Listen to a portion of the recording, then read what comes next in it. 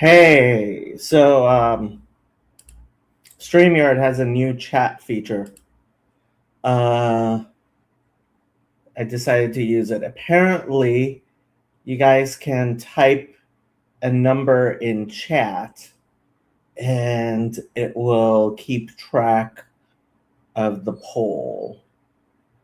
So you guys can give it a try if you want. Say hi, Lucky. Oh, you're so big. Too big. So the war in Iran. Interesting stuff. I was deal or no deal. The peace talks fell apart last night, and it's funny. I was listening to regime propaganda, and they were saying that the United States can't resume the war politically, which I found a little bit surprising. How did I know Tayo would vote that way? I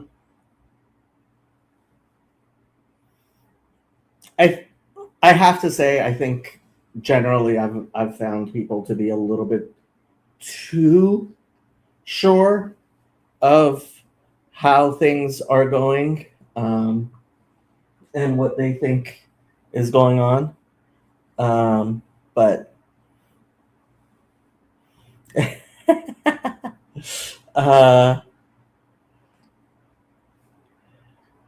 yeah, so I mean, before I let people on, there was I asked Grok to write something up for me to read. The Upper Gotvand Dam, a textbook example of regime mismanagement in Iran. Imagine a country already facing droughts, economic collapse, and skyrocketing food prices deciding to poison one of its most important rivers. This is exactly what Iran's Islamic regime did with the Upper Gotvand Dam on the Karun River, the longest river in Iran and the lifeline for millions of people and farms in the southwest. Studies done before the 1979 Islamic Revolution by Western and Iranian engineers showed the chosen dam site sat directly on huge underground salt domes in the Gach-Saron formation. Experts warned that flooding the area would dissolve tons of salt into the water. They recommended moving the dam about 15 kilometers upstream, where the geology was safer and the river water would stay fresh. The pre-revolution government listened and never built it there. After the revolution, the new regime ignored these old studies. They went ahead with the original location anyway, reportedly because they lacked the technical ability or political will to redo the engineering plans and redesign the whole project. Construction began in the late 1990s, and the dam was finished around 2012-2013. The reservoir holds 4.5 billion cubic meters of water and was supposed to generate electricity, control floods, and help irrigate farms. Instead, it became one of the worst engineering disasters in Iran's history. And I have to say, not just Iran's history, but in world history. Within years, roughly 66.5 million metric tons of salt. One more time. 66.5 million metric tons of salt dissolved into the reservoir enough to turn deep layers of the water several times saltier than seawater. Overall, salinity in the Karun River downstream jumped by about 35%. Drinking water became undrinkable in many towns. Irrigation water ruined farmlands and orchards in Khuzestan province alone, which grows 40% of Iran's dates. More than 400,000 date palm trees died because the soil and water became too salty for crops to survive. Sugarcane fields that the dam was supposed to help now suffer salt levels 2 to 10 times higher than the plants can tolerate. The original price tag was about $1.5 billion. By the end, it cost more than $3.3 billion, with huge contracts going to companies linked to the regime and the Revolutionary Guards. Critics call it classic corruption. Flashy mega projects awarded to insiders with no real accountability, even when experts screamed that the site was dangerous. Now, fast forward to this summer, 2026. Iran is already reeling from years of drought, a collapsing economy, and the closure of the Strait of Hormuz, which has cut off oil exports and driven up Iran import costs. Iran imports 90% of its imports through the Strait of Hormuz. Food prices have been spiking nationwide. Staples like rice, bread, and cooking oil have doubled or more in recent years. At the exact moment when every drop of fresh water and every hectare of farmland matters most, the regime's own dam is destroying both. Lucky does not like this dam project destroying so much of Iran. The Karun River, which once watered rich orchards and fed millions, now carries poison downstream. This is not just bad luck or climate change. It is a self-inflicted wound caused by incompetence, ignored science, and corruption. I was at Maimuna and one of my cousins told me about this project.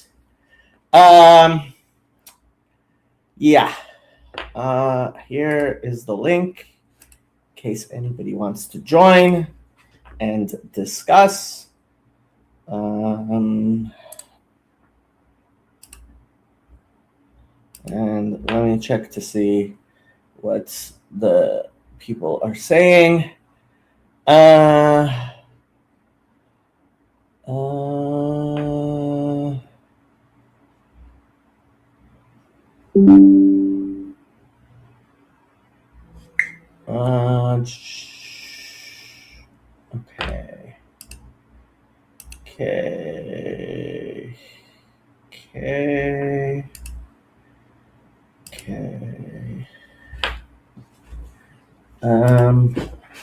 Okay.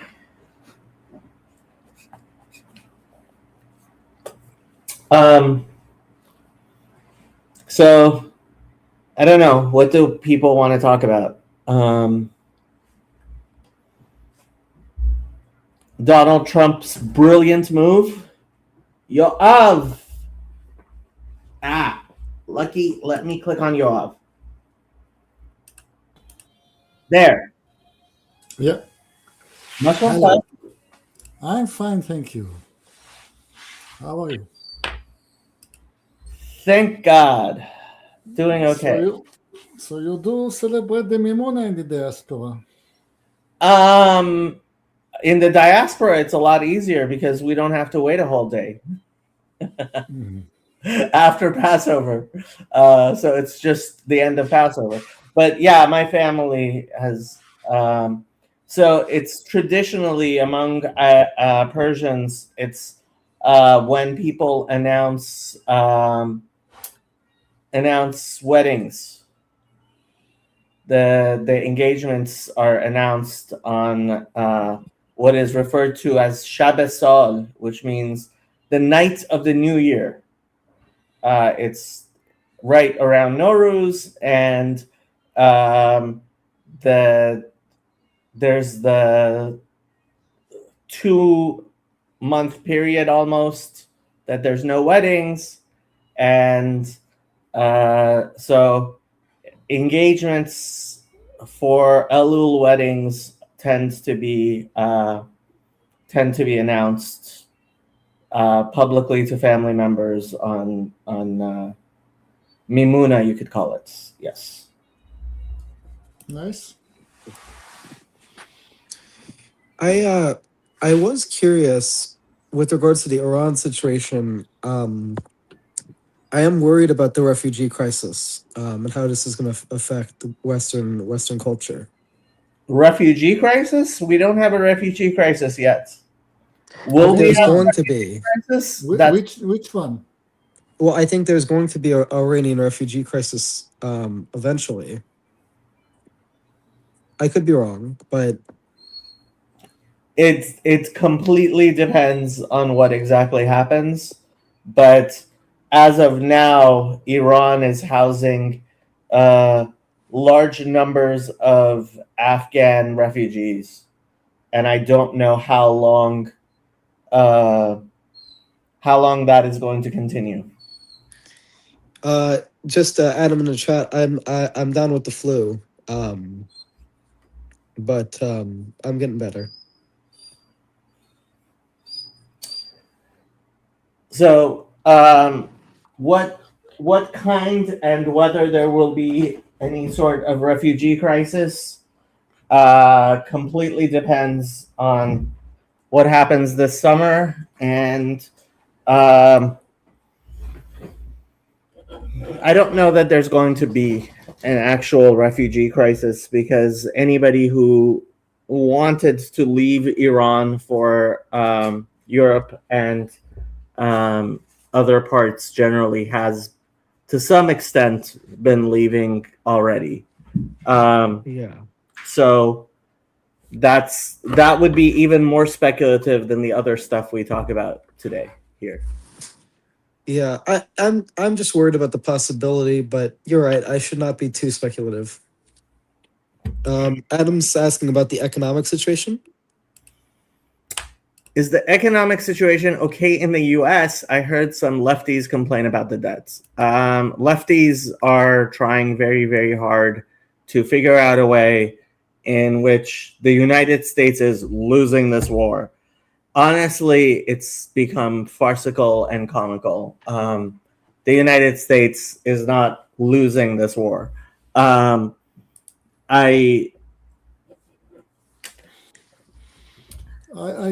don't know. Sometimes I laugh and sometimes I cry.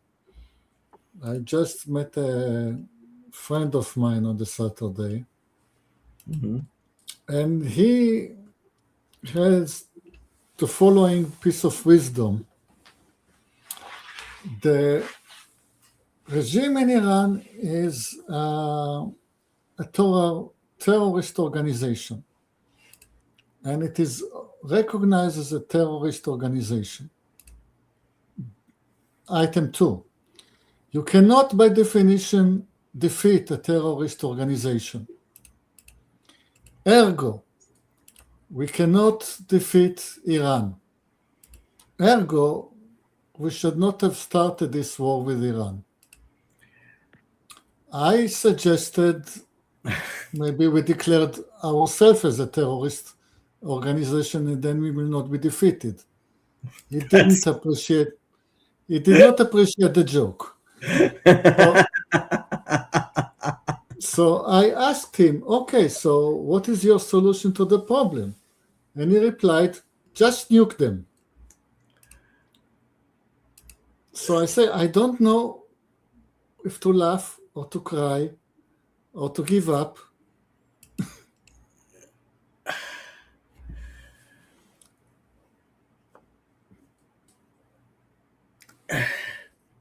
So there's this thing where When it comes to physics and aerospace, people recognize that they don't understand rocket science and aerodynamics. And so they will not say patently ridiculous things because they will say, well, I don't know, and this is rocket science, and it takes a physicist and a mathematician and an engineer to figure this stuff out.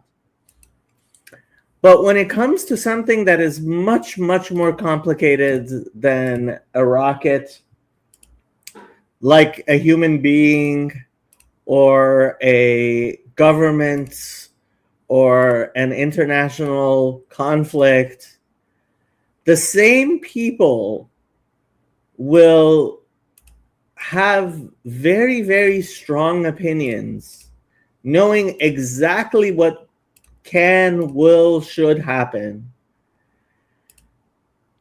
And they freely express these opinions with no shame whatsoever and no sense of intellectual humility. Well, yeah. I mean, this is the broader problem that some people have with the social sciences. It's like, for example, one time I was texting my friend who's on the left of thing about Austrian economics, and they were saying, well, economics, that's just a social science. Who's to say that's like physics? And it's like, how do you know the predictive validity of any economic theory if you don't know anything about economics when it's much more complicated than you might expect it to be? And people don't have intellectual humility when it comes to the social sciences. It's worse than that. They imagine that because it is not as deterministic and simple as the hard sciences, that means you don't have to be as intelligent, you don't have to be as studied, you don't have to be as careful. And it's just ridiculously, like, an airplane crashes, yes, hundreds, maybe thousands of people will die. A government crashes and millions of people die. But people don't get that. Young God is asking, what are we learning today? Probably missed the beginning. You should go back to the beginning. You will learn quite a lot. Yeah, we were talking about the upper Gotvand Dam. That's what we're learning about today. The upper Gotvand Dam. I guarantee you that none of the leftists who love the environment, care so much about food security and the starving people and hundreds of thousands of date palms are aware of the upper Gotvand Dam. And they don't give a damn about the upper Gotvand Dam. But they should, because if there are huge famines in Iran this summer, which is far, far more likely than all of the people predicting economic doom in the United States. And that's the thing, like, oh my God, like, I keep on seeing these videos featuring Mearsheimer, a man who's never been right about anything in his entire life. And I am sure he is talking about the economic shambles that the United States is in, and like has absolutely zero interest in the fact that 90 million Iranians are going to have to eat all the way into October. Believe it or not, there will be Iranians who will be eating in October, in November, and December of this year. And they may, in fact, desire to have food all the way into 2027 and beyond. And drinking water, too. And the Strait of Hormuz being closed, one of the stupidest announcements Iran made was, we don't know where we placed the mines in the Strait of Hormuz. Now, just to be clear, nobody actually truly believes that they've placed mines all over the Strait of Hormuz that they don't know where they are. Because there is some limit to the stupidity and evil you can attach to even the Islamic regime in Iran. Although I have to say, if it turns out to be that they actually have placed mines in the Strait of Hormuz that they don't know where that is, I will not be incredibly shocked.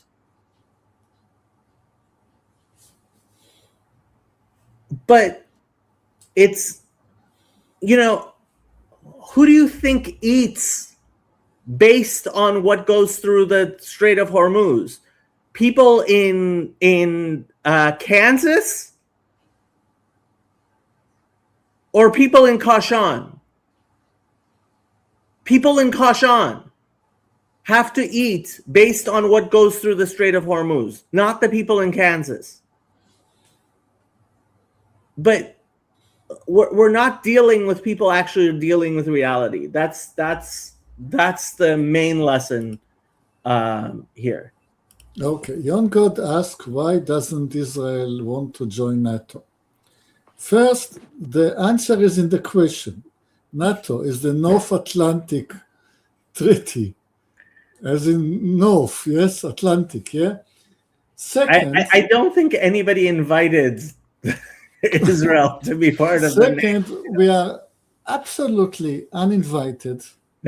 Shall I describe to you the history of the relations between the Jews and the Christian in the continent of Europe? No, I will not. So try asking a more clever question next time, Young God. Why doesn't Israel want to join? I have a question, Young God. Why don't you want to win the lottery? Why? Why don't you want it? If you wanted it, it would be a great thing to happen, don't you think? That you won the lottery? And also, it would have given us no benefit whatsoever, because the way the treaty is formalized, they don't have to come to our rescue if we are in trouble. They can deliberate and decide whether they come to our rescue or not. And I can give you the answer now. And if you cannot find the answer, read the papers. Young God. And yes, everyone will ask for money. Yes. But de facto, we have good relationship military-wise with Germany, for example. Germany not being the greatest military power in the world, but okay. They're very good at submarines. They know how to make submarines, and they're not allowed to use them. I see. Oh, did you read the posts about color that Eric Weinstein made that I tagged you in? I couldn't even read all the way through it because I didn't understand what he was talking about. Special extra colorful colors? I guess. I don't know. I didn't really understand what he was saying. He was talking about colors. I was like, you know what? This is not my specialty, but I know someone whose specialty it is. Yeah, thank you. But as far as I remember, there was this article about the ways of producing extra colorful colors. Yeah, I don't know much about color in specific, but after learning more about physics, I do think Eric Weinstein does say something about physics and stuff that I find suspicious. Everybody finds it suspicious, but nobody in our level can contradict him. I wouldn't know. I'm not at the level to even understand what he says to find it suspicious. Well, the main thing is that people at his level who know what he's talking about tell me that the math doesn't really correspond to something. Like, that's the main thing. Who is on his level who you've spoken with? I've heard physicists on, there's a channel named Professor Dave Explains, and he's had physicists on who have criticized it. If I remember Homework. correctly, Professor Dave has a master's degree in education. Yes. Homework for you. Check if he's a professor. Yeah. Yeah, if I remember correctly, he has a master's in education. And so I have to say, when I was in high school, I noticed that there were two types of doctors among teachers.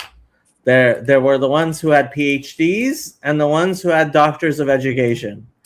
And the ones who had doctors of education were quite obviously much dumber than the ones who had PhDs, which was my first clue into how corrupt education has become in the United States.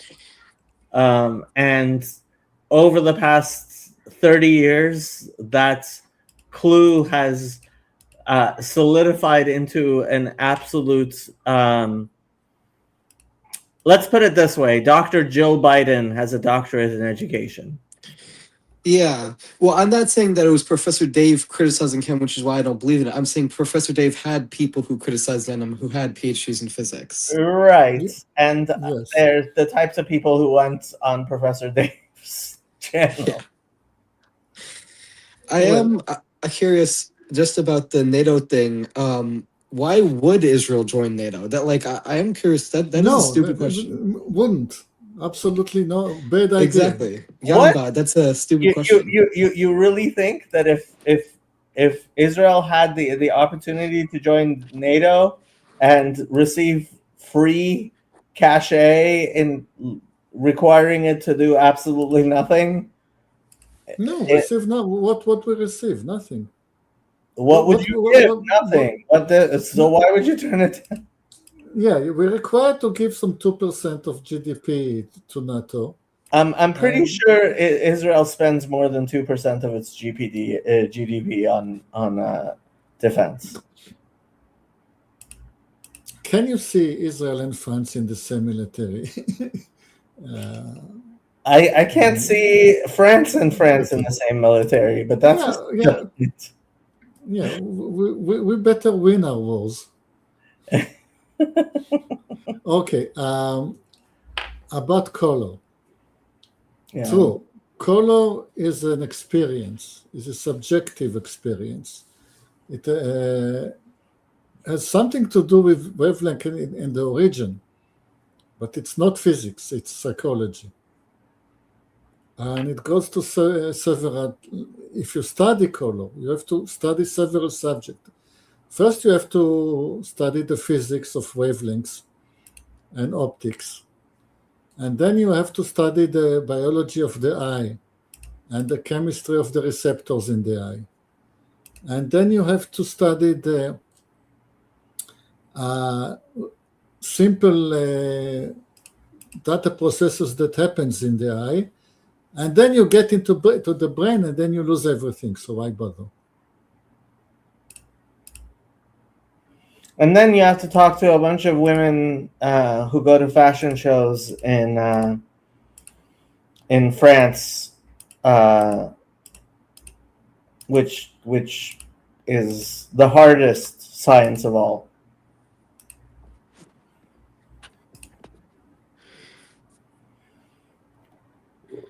Actually, how much do you have you had to deal with women with who go to fashion shows in France, or Yoav?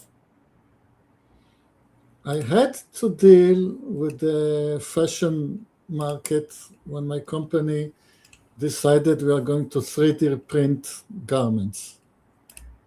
Huh. And I had to deal with those kind of marketing people who go to those shows in order to tell me what I need to make. And it was an interesting experience working with them. Yeah, my cousin who told me about the Gotvand Dam, he imports rugs into the United States, mostly from Pakistan, and and basically, I mean, the best rugs can only be produced in Pakistan because that's the only place where people have the both the low enough standard of living to weave rugs and the skills to weave rugs. And I asked, well, how long before we start 3D printing rugs that are just as nice? And he is of the opinion it's not going to happen anytime soon. Yeah. According to Brett,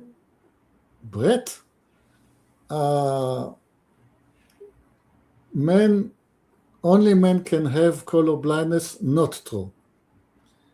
Usually, mostly men can have color blindness. Statistics. Some small percentage of women can also have color blindness.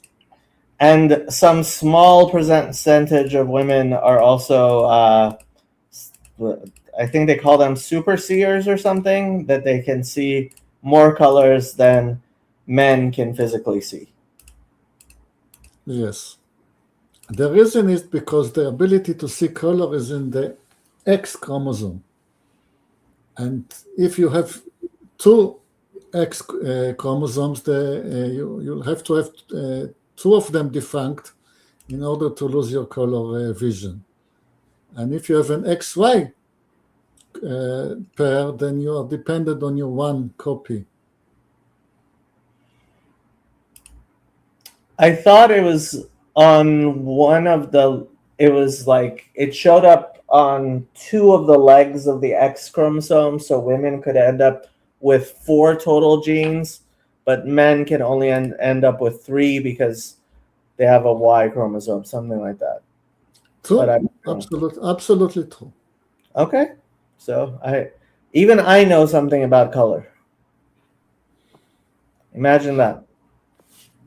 What I know about color is I like the song Famous Blue Raincoat.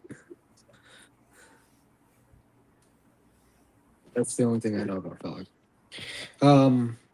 I don't believe it's a recessive gene. It's a question of how many of the various genes you have.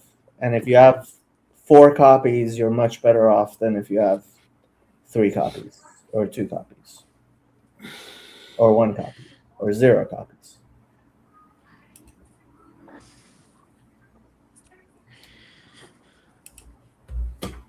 I am curious, Yoav, have you had a lot of these error with the war in Iran? Have you had a lot of these error siren things going on? Error siren? You mean false alarms? Yeah. No, almost no. It's not a false alarm. It's that at the beginning, when the rocket is just leaving Iran, you don't know exactly where it's going to hit. So you give a preliminary alarm to a wide region.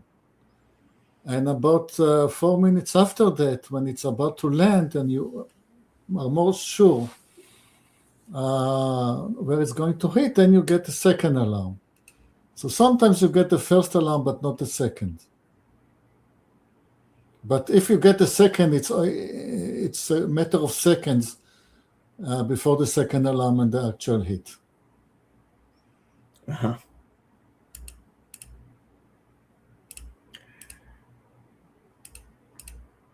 Did you at least get some sleep the last couple of days? I always sleep well. Told you. Uh-huh.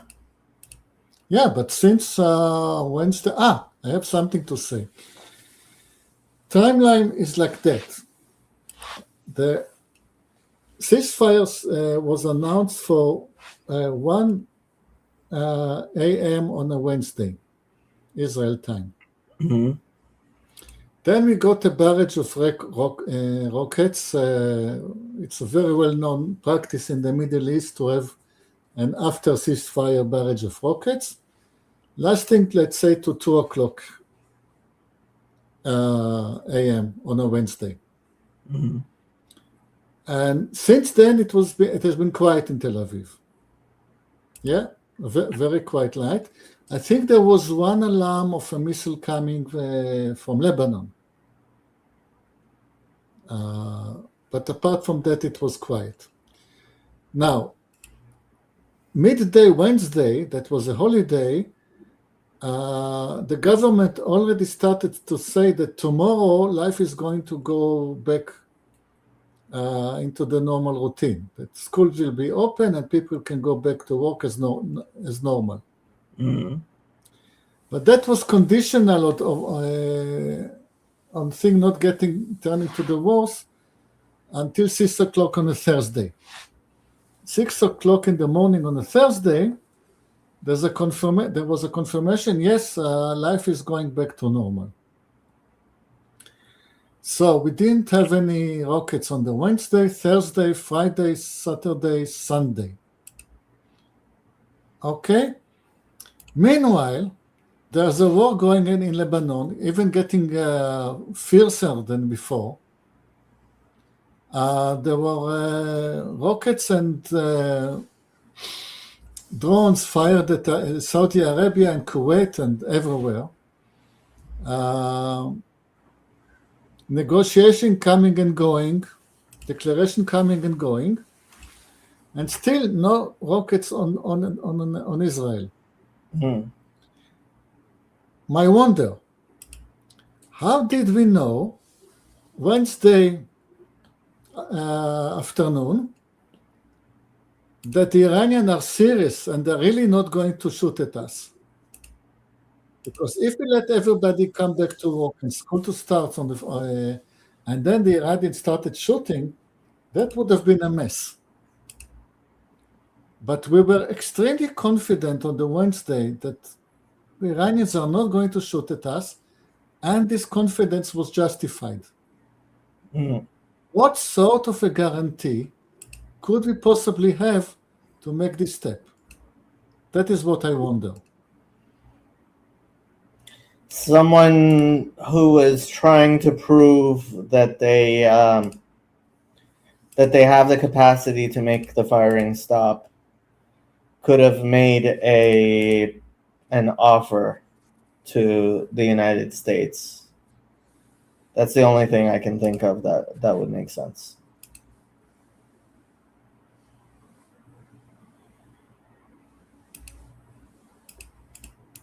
Or intelligence. I think some ZDMC is saying in the chat, U.S. blockade handing out flyers to show ships how to direct the Gulf of America to fill up on the light sweep U.S. cruise slurp. Wait, is this implying that we're doing this for oil?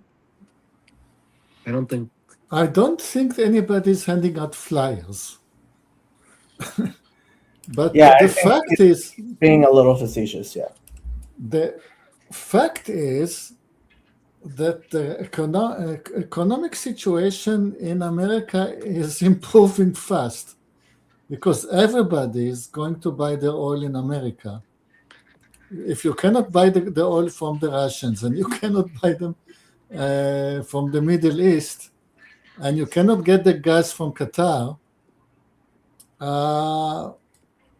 I think life in America should be quite rosy. And the fact that the price of oil is rising in America is just a marketing issue. It is being spoiled for choice. It's that you prefer to sell it to stranger at a higher price. And somebody is making a lot of money, and that money can be later shared with the public this way or another, like by reducing taxes. So one little detail that probably escaped Mr. Mearsheimer's briefings that I'm sure Jan God has been watching with avid interest.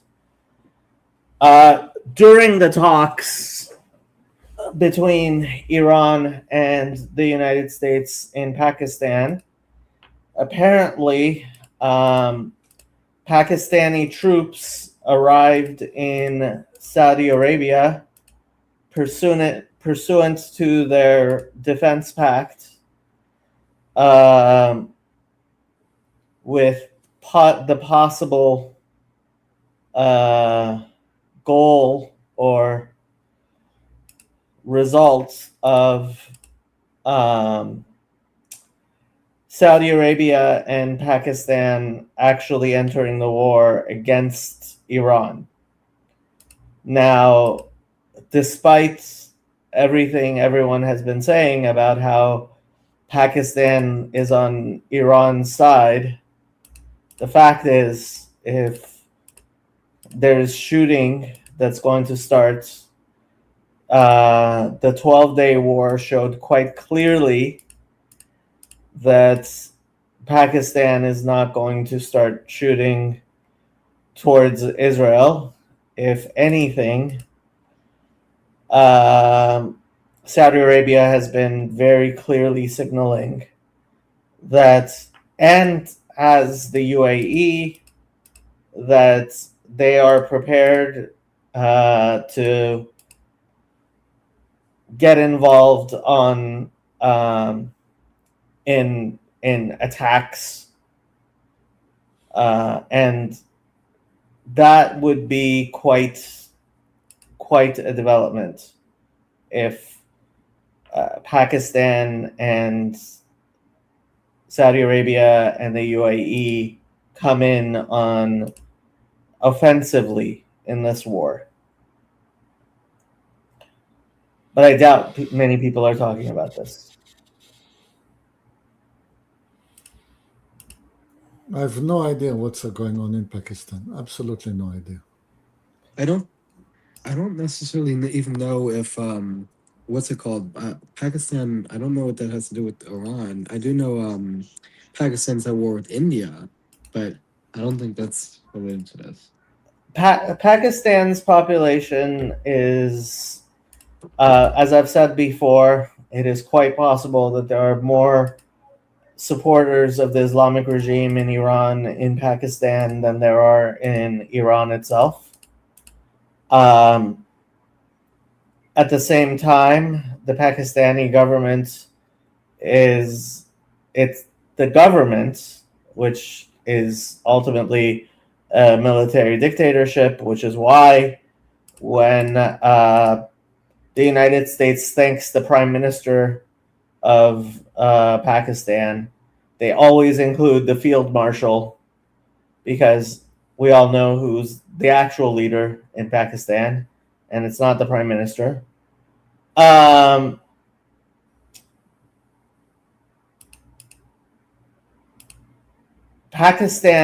Pakistani government, Iran certainly claimed, if not anticipated, and certainly hoped that when something like the 12-day war happened, that Pakistan would come in on its side.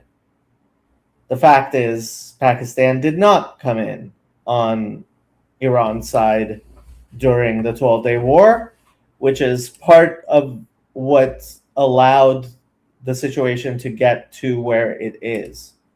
The 12-day war showed Iran's weakness in ways that, frankly, were really surprising. I think pretty much to everyone. And that weakness is what led to the current situation. And it appears that Saudi Arabia and Pakistan, I mean, they've they've been trying to form an alliance in a much stronger way than I was aware they were close to. I'm guessing this is the handiwork of MBS, because Pakistan has lots of people, and it has a nuclear weapon, and it has many natural resources that Saudi Arabia doesn't have. And Saudi Arabia has few people and lots of money and natural resources that Pakistan doesn't have. And so it appears there is definitely, Saudi Arabia has been claiming. Did I play you guys it was a while ago, it was weeks ago. There was a representative of the Saudi government on the CBC signaling in ways that I found surprising about how Saudi Arabia and Pakistan were ready and willing to attack Iran during this war. I found that to be very surprising signaling by the Saudis, and to the degree that it's true by the Pakistanis. Because frankly, what is probably the biggest barrier to Pakistan coming into the war against on Israel and the United States side against Iran is the reaction that there would be on the streets of Lahore. There would be riots. If Pakistan gets involved, that sounds like it would mean there's even a higher probability of a refugee crisis. I honestly, I don't see how any of this is more likely to cause a refugee crisis in Iran than existed during the Iran-Iraq War. And there wasn't a huge refugee crisis during the Iran-Iraq War. What may cause a refugee crisis is if the Iranian government absolutely loses its mind in trying to repress an uprising, even worse than what happened in January, and is able to maintain that level of repression, then maybe. But again, I don't think considerations of a refugee crisis are currently warranted more than any other conflict. Like, if there's a refugee crisis to be had, it's far more in Lebanon than it is in Iran. Okay, I mean, any sort of Muslim refugee crisis would not be good for Western culture, in my view, because of the conflicting cultural values. You're assuming that these people are going to go to Europe or the West. My guess is if there are refugees from Iran, they're probably going to end up in places other than the West. But I don't know. Like, we're speculating on things that are just like this. We're getting into pure speculation areas. Okay. Some people just is this a ZDMC person? Is that Mr. Zach Shivay Cox? I have no idea who ZDMC is. Who's playing there? Turkey was claiming that they were going to intervene prior to ceasefire. Constantinople about to be Christian again. Yeah, that's not going to happen.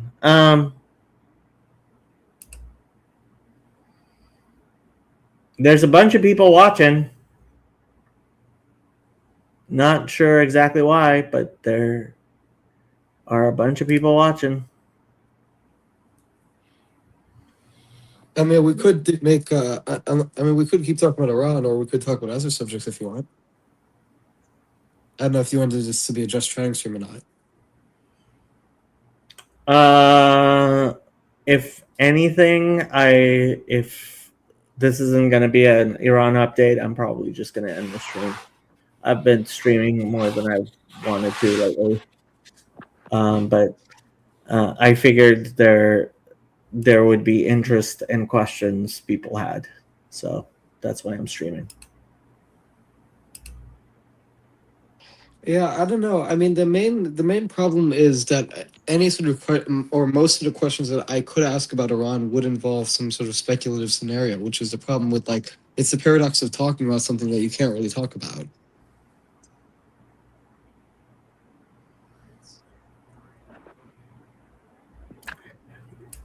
There is no requirement to be talking. Silence is also an option. I think I already said what I thought would contribute. That was my comment about Tel Aviv being too quiet, unexpectedly quiet. Apart from that, it's remember that the negotiation is Middle Eastern style. It's a lot of haggling and whatever. The declarations have nothing to do with reality. just ignore all ignore all the talk. Just look at the deeds. So I will reiterate something that I've said before that maybe needs to be said again. Iran and many other parties in the Middle East have been convinced that because the United States and its processes as a democracy are more predictable than more authoritarian governments, that they can use that to their advantage. I mean, last night, again, I was listening to regime propaganda, and they were cooing about the fact that the United States cannot stop negotiating. They imagined that the United States has to walk away from Islamabad. Did I say Lahore earlier? Lahore is not in is Lahore in Pakistan or in Afghanistan? Now I'm Lahore.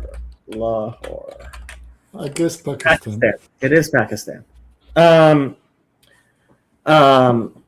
So the fact is, I don't know if you guys saw, there was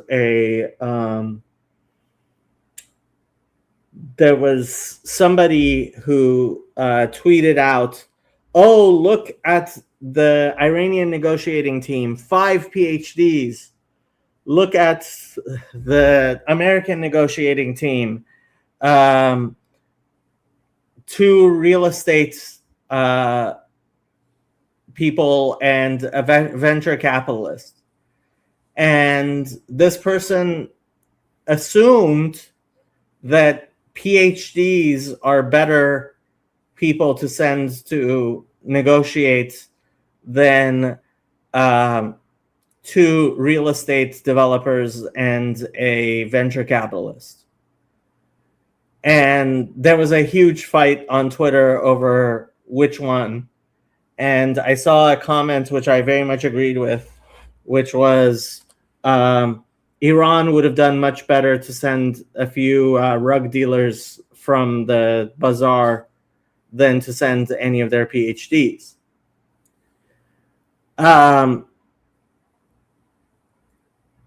I think Donald Trump knows that if you can't walk away from the negotiating table, you've already lost.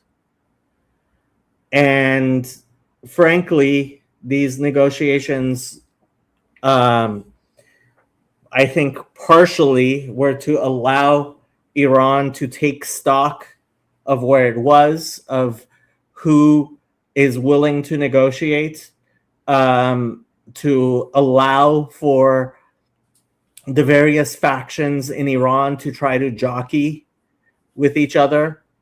And ultimately, the fact that the United States was able to walk away from the negotiating table was good.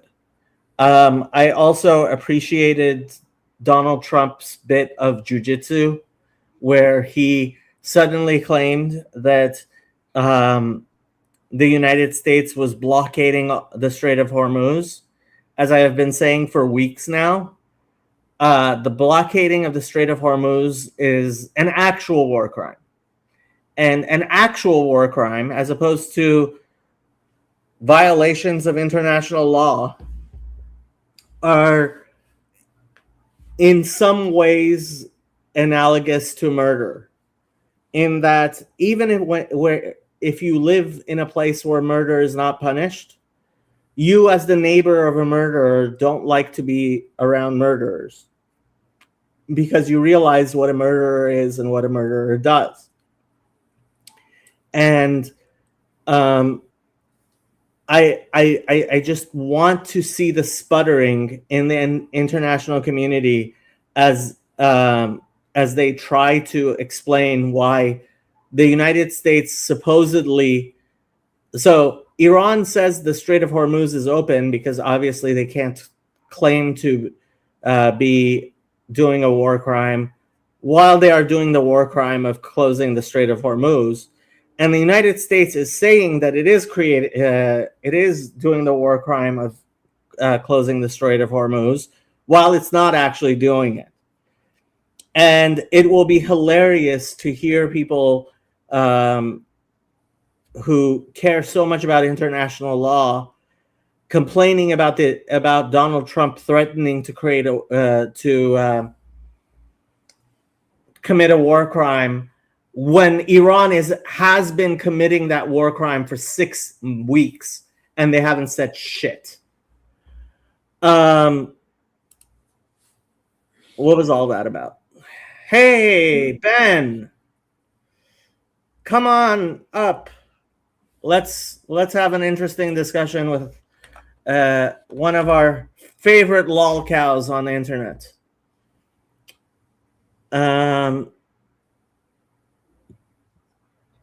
That'll be wait. Also, Is that not an Tayo, insult? what? Oh, Is a Tayo! lol cow not an insult?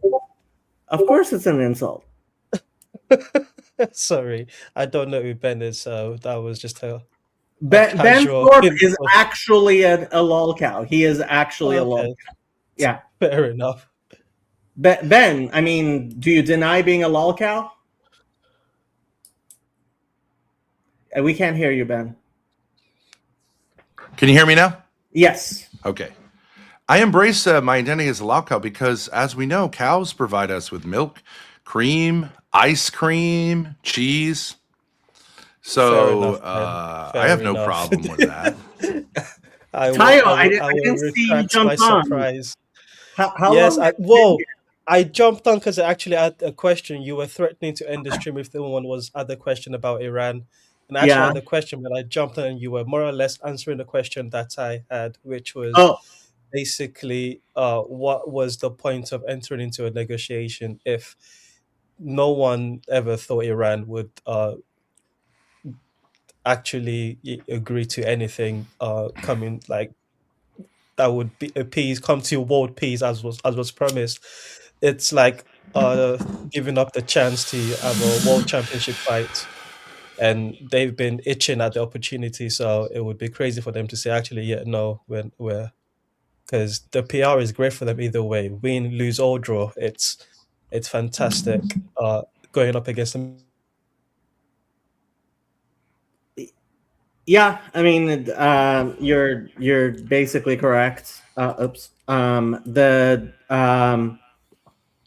mean, Iran didn't have a choice but to participate if the offer was made, and I don't know exactly how it ended up being what it was, but yes, Iran did need to say yes.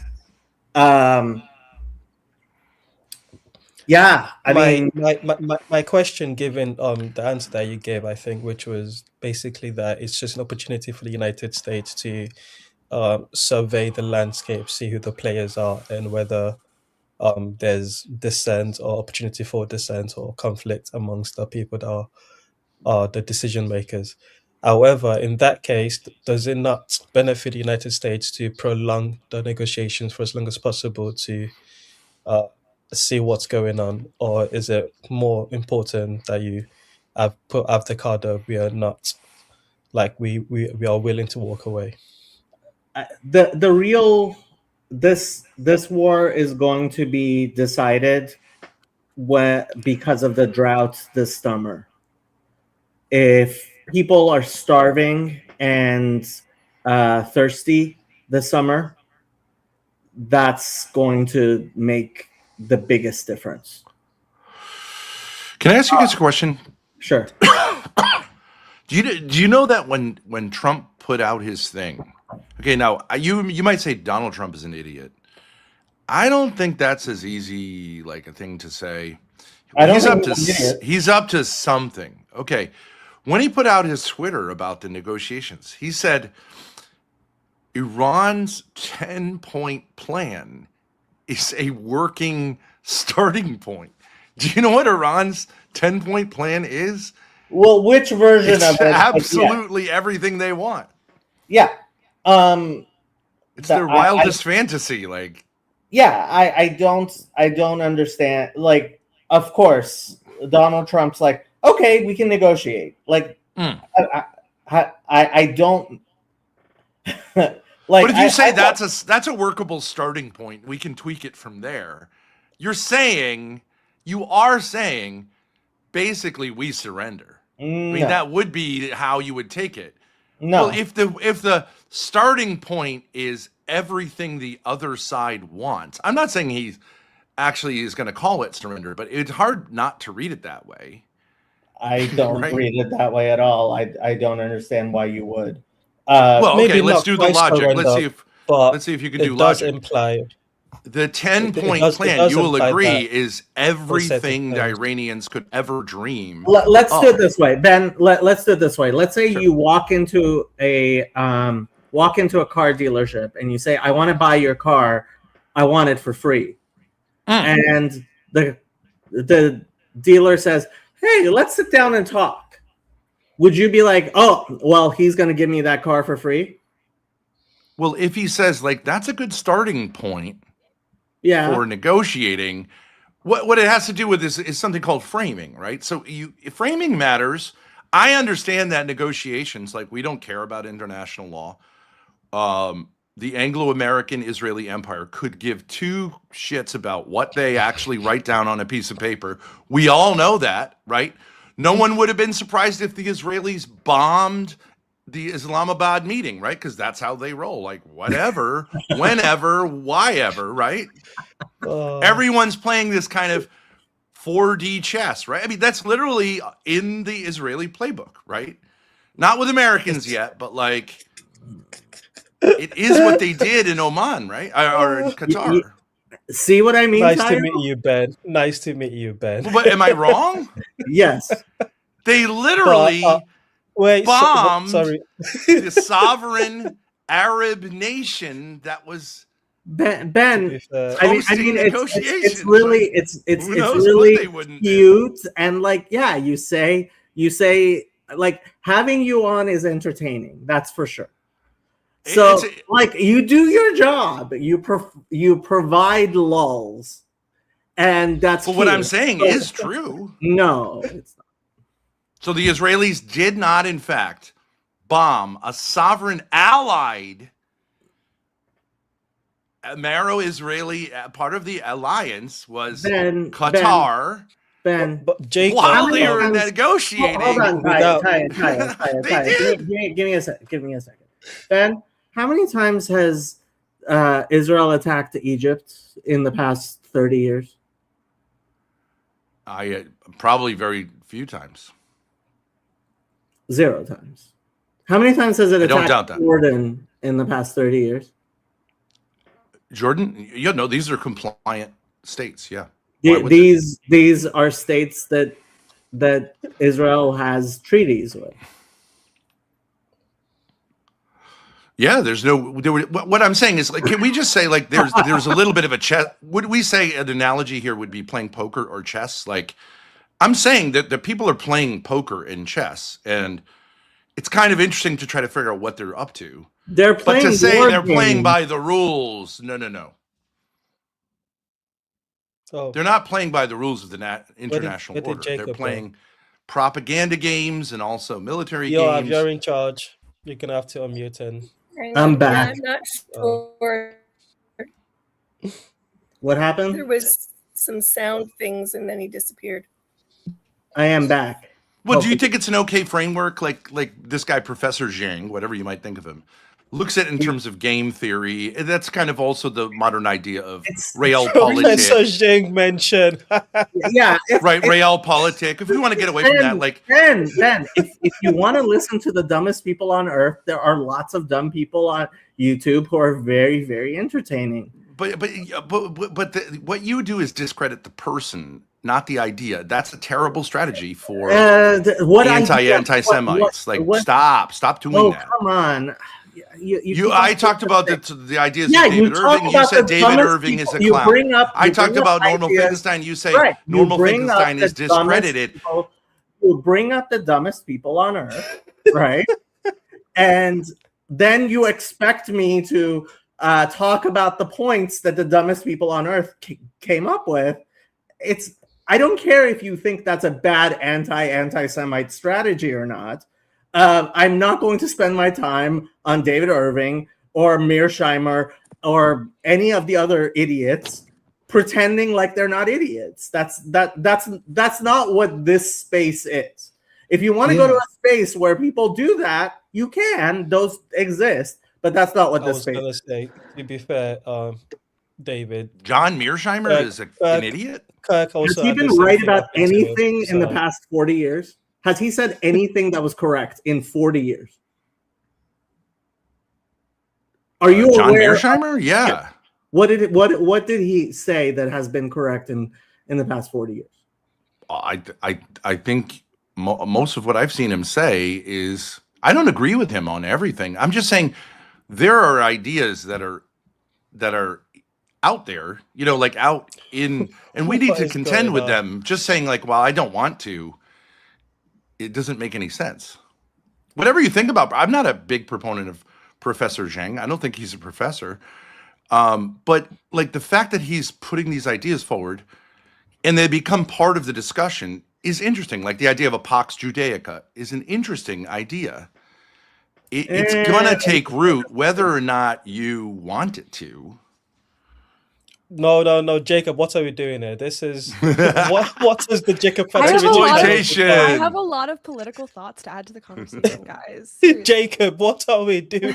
Yoav, please come back. This is gonna. I might as well. take. I mean, if they're gonna give the lols and the eye candy, why not? This is Right. This is crazy. That makes sense. Part of the great Jewish tradition of exploiting the goy. I'm all for it. Let's win together. I'm also posting the stream in my Discord, so hopefully we get some more viewers over here. Yeah, we'll get some people over. I was watching that Professor Zhang analysis with my dad about Iran. I do think it's interesting. Okay, you know what? Send me the link, and I'll put the link in the private chat, and I'll pull it up, and we can. Who's do talking to this bushy-haired Zoom? Oh yeah, Yeah, just it's just- just give me the link. I don't know where to find Professor whatever his name.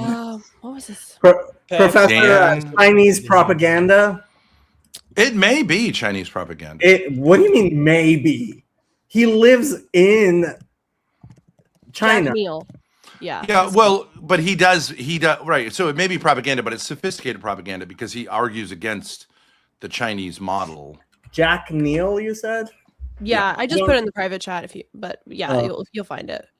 Okay, I think I found it. Trump wants to lose Iran. Professor Jiang exposes the real end game.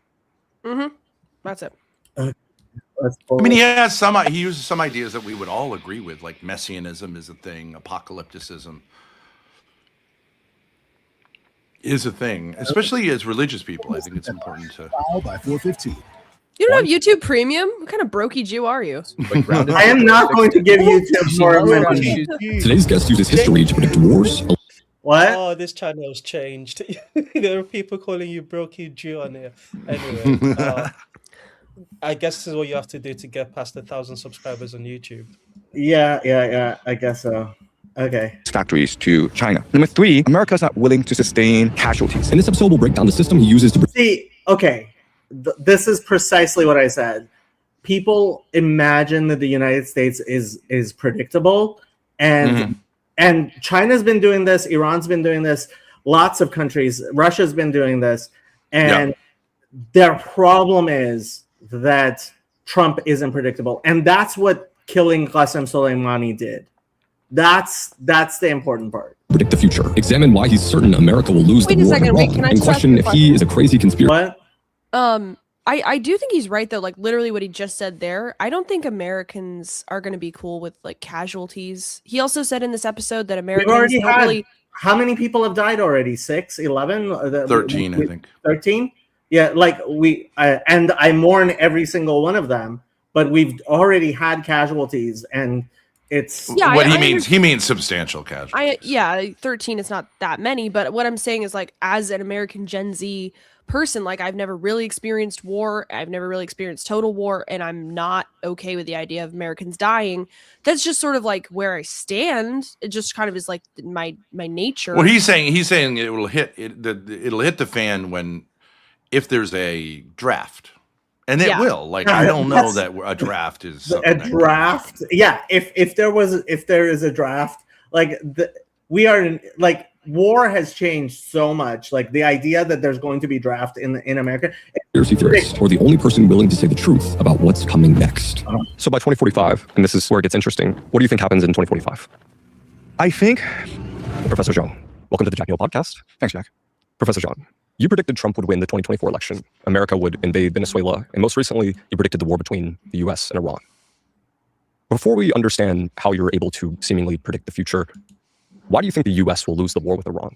So I think I really have to wonder what his statistics are for actually predicting things. I'm guessing he's one of these guys who predicts everything, and then those predictions that come true. This is what you can do in the days of the internet, which is predict everything. The United States will. There are actually Twitter accounts where they're like, tomorrow is going to be a big day in whatever, right? Yeah. And then when it like they do it over and over, and then when something happens, it goes viral. How did they know? And I'm guessing he does similar things. He uses a lot of magician tricks, which if you've studied magicians enough, you can see it. Right now, there are 3 major vulnerabilities of the American military, and I'll just go one by one. But the first is political will, the lack of political will, meaning that the American population is not supportive of this war. Close to 80% of Americans oppose a first strike against Iran, and only about 40% of Americans today still support the military operation against Iran. So that's the first issue. This was maybe a week ago. It's not like today, right? Grace? But why is it an issue? We're in this war. It was 1 day ago. Okay. But it probably was taped again. Ago, yeah. Why is that an issue? Why is it an issue that 80% of Americans oppose what is not really a war, right? Like it's supposed to work through like Congress, but is a military action that's sort of half taken Yeah, why is that an issue? Why would that be a political issue? I think, like, in political terms, the idea would be that the Republicans would be setting themselves up for a disastrous midterm. Okay, so I absolutely agree that if this war is still going in November, it's going to be disastrous for the Republicans. Yeah. I don't see how that's a military issue, because I don't see how it's at all possible that this war is going to be extend into November. I really Well, don't. don't you think military, to say that the military actions are tied into politics, you would have to agree that's true. What we learned in, and frankly, I think Iraq did it even worse than Vietnam, is, yeah, the United States can't do long-term war. That's absolutely true. We cannot do long-term war, and that is crippling. But yeah, that's not a particular thing for this one. What Trump has had to do, and I agree, this is what we have to do, is only have brief wars. Yeah. Well, he predicts that this war will continue for. But well, the problem would be if you have a military strategy of establishing air superiority and taking out, what do they call it, decapitation, that actually doesn't do anything. That's not winning a war. That's pretending to have a war. I absolutely disagree. Like, degrading people's capacity. Like, that's why I started this stream. You probably weren't paying attention. Talking about the upper Gotvand Dam. Iran has serious real problems. And to the degree that Ayatollah Khamenei has been killed, and it has caused serious problems for Iran. The fact that Mojtaba is not as strong, like, I've been watching Persian language, including regime type sources, and you understand Persian? Yeah, it was my first language. You're Iranian? I was born in Tehran. Yeah.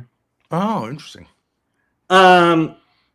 So the regime has been seriously, like, there's a real fight inside the regime about what do we do now after Khamenei, right? And after they killed the Ali Larijani, the most important of the Larijani brothers.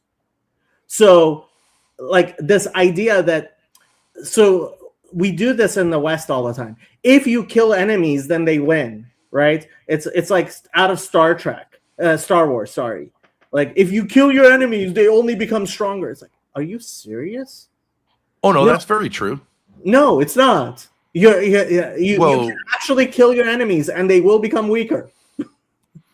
Well, but you would recognize there's a martyrdom culture, right? There definitely exists certain ways in which martyrdom can backfire on you. Yes, that is a possible thing that happens. Obviously, there was some blowback for all the Jews that the Romans killed 2,000 years ago. They crucified thousands and thousands of people, and that very much created a backlash which was significant.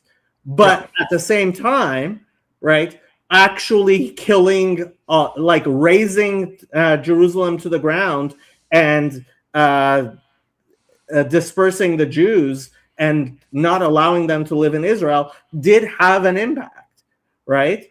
And of course, there's way too much of this idea that, oh, there's no way that Iran can actually be degraded and weakened by our superior military force. And that's one of the things Netanyahu has strongly shown is, yeah, you can actually kill your enemy. You really can. Really? Do you think that's true? I mean, they didn't even beat Hamas, and that was like a tiny group. What are you talking about? Israel now, like, Israel is so much better off since October 7th that half of the anti-Semites are saying Israel planned October 7th and it was a Jewish psyop and it was all Israeli, and look how much Israel has gained from it. Of course you've heard that, because like either way, if Israel loses, it's the Jews' fault, and if Israel wins, it's the Jews' kind of fault. Yeah. So no, Israel point was is shockingly much better off now than it was before. But would you say that would be true in terms of international opinion? In international opinion, to the degree that it matters, yeah, I think Israel has gained a lot of fans in the Arab world, and that's what matters. Really? But you would not say in Europe and America. Not Europe and America, but I mean, when you look at what actually matters, like in Egypt, in Saudi Arabia, in UAE, in Iraq, in even I mean in Lebanon, Israel is so much more popular than it was, which is shocking. And certainly in Iran, Israel is a lot more popular than it was. And I have no idea where that's coming from, but I mean, I actually speak Farsi, and you can. Well, you live in the United States, right? I do, but I can watch regime propaganda here just like anybody else can, and I do. And I mean, it's. So you're saying that since these attacks, there was what you call what someone might call a 12-day war, and then this thing.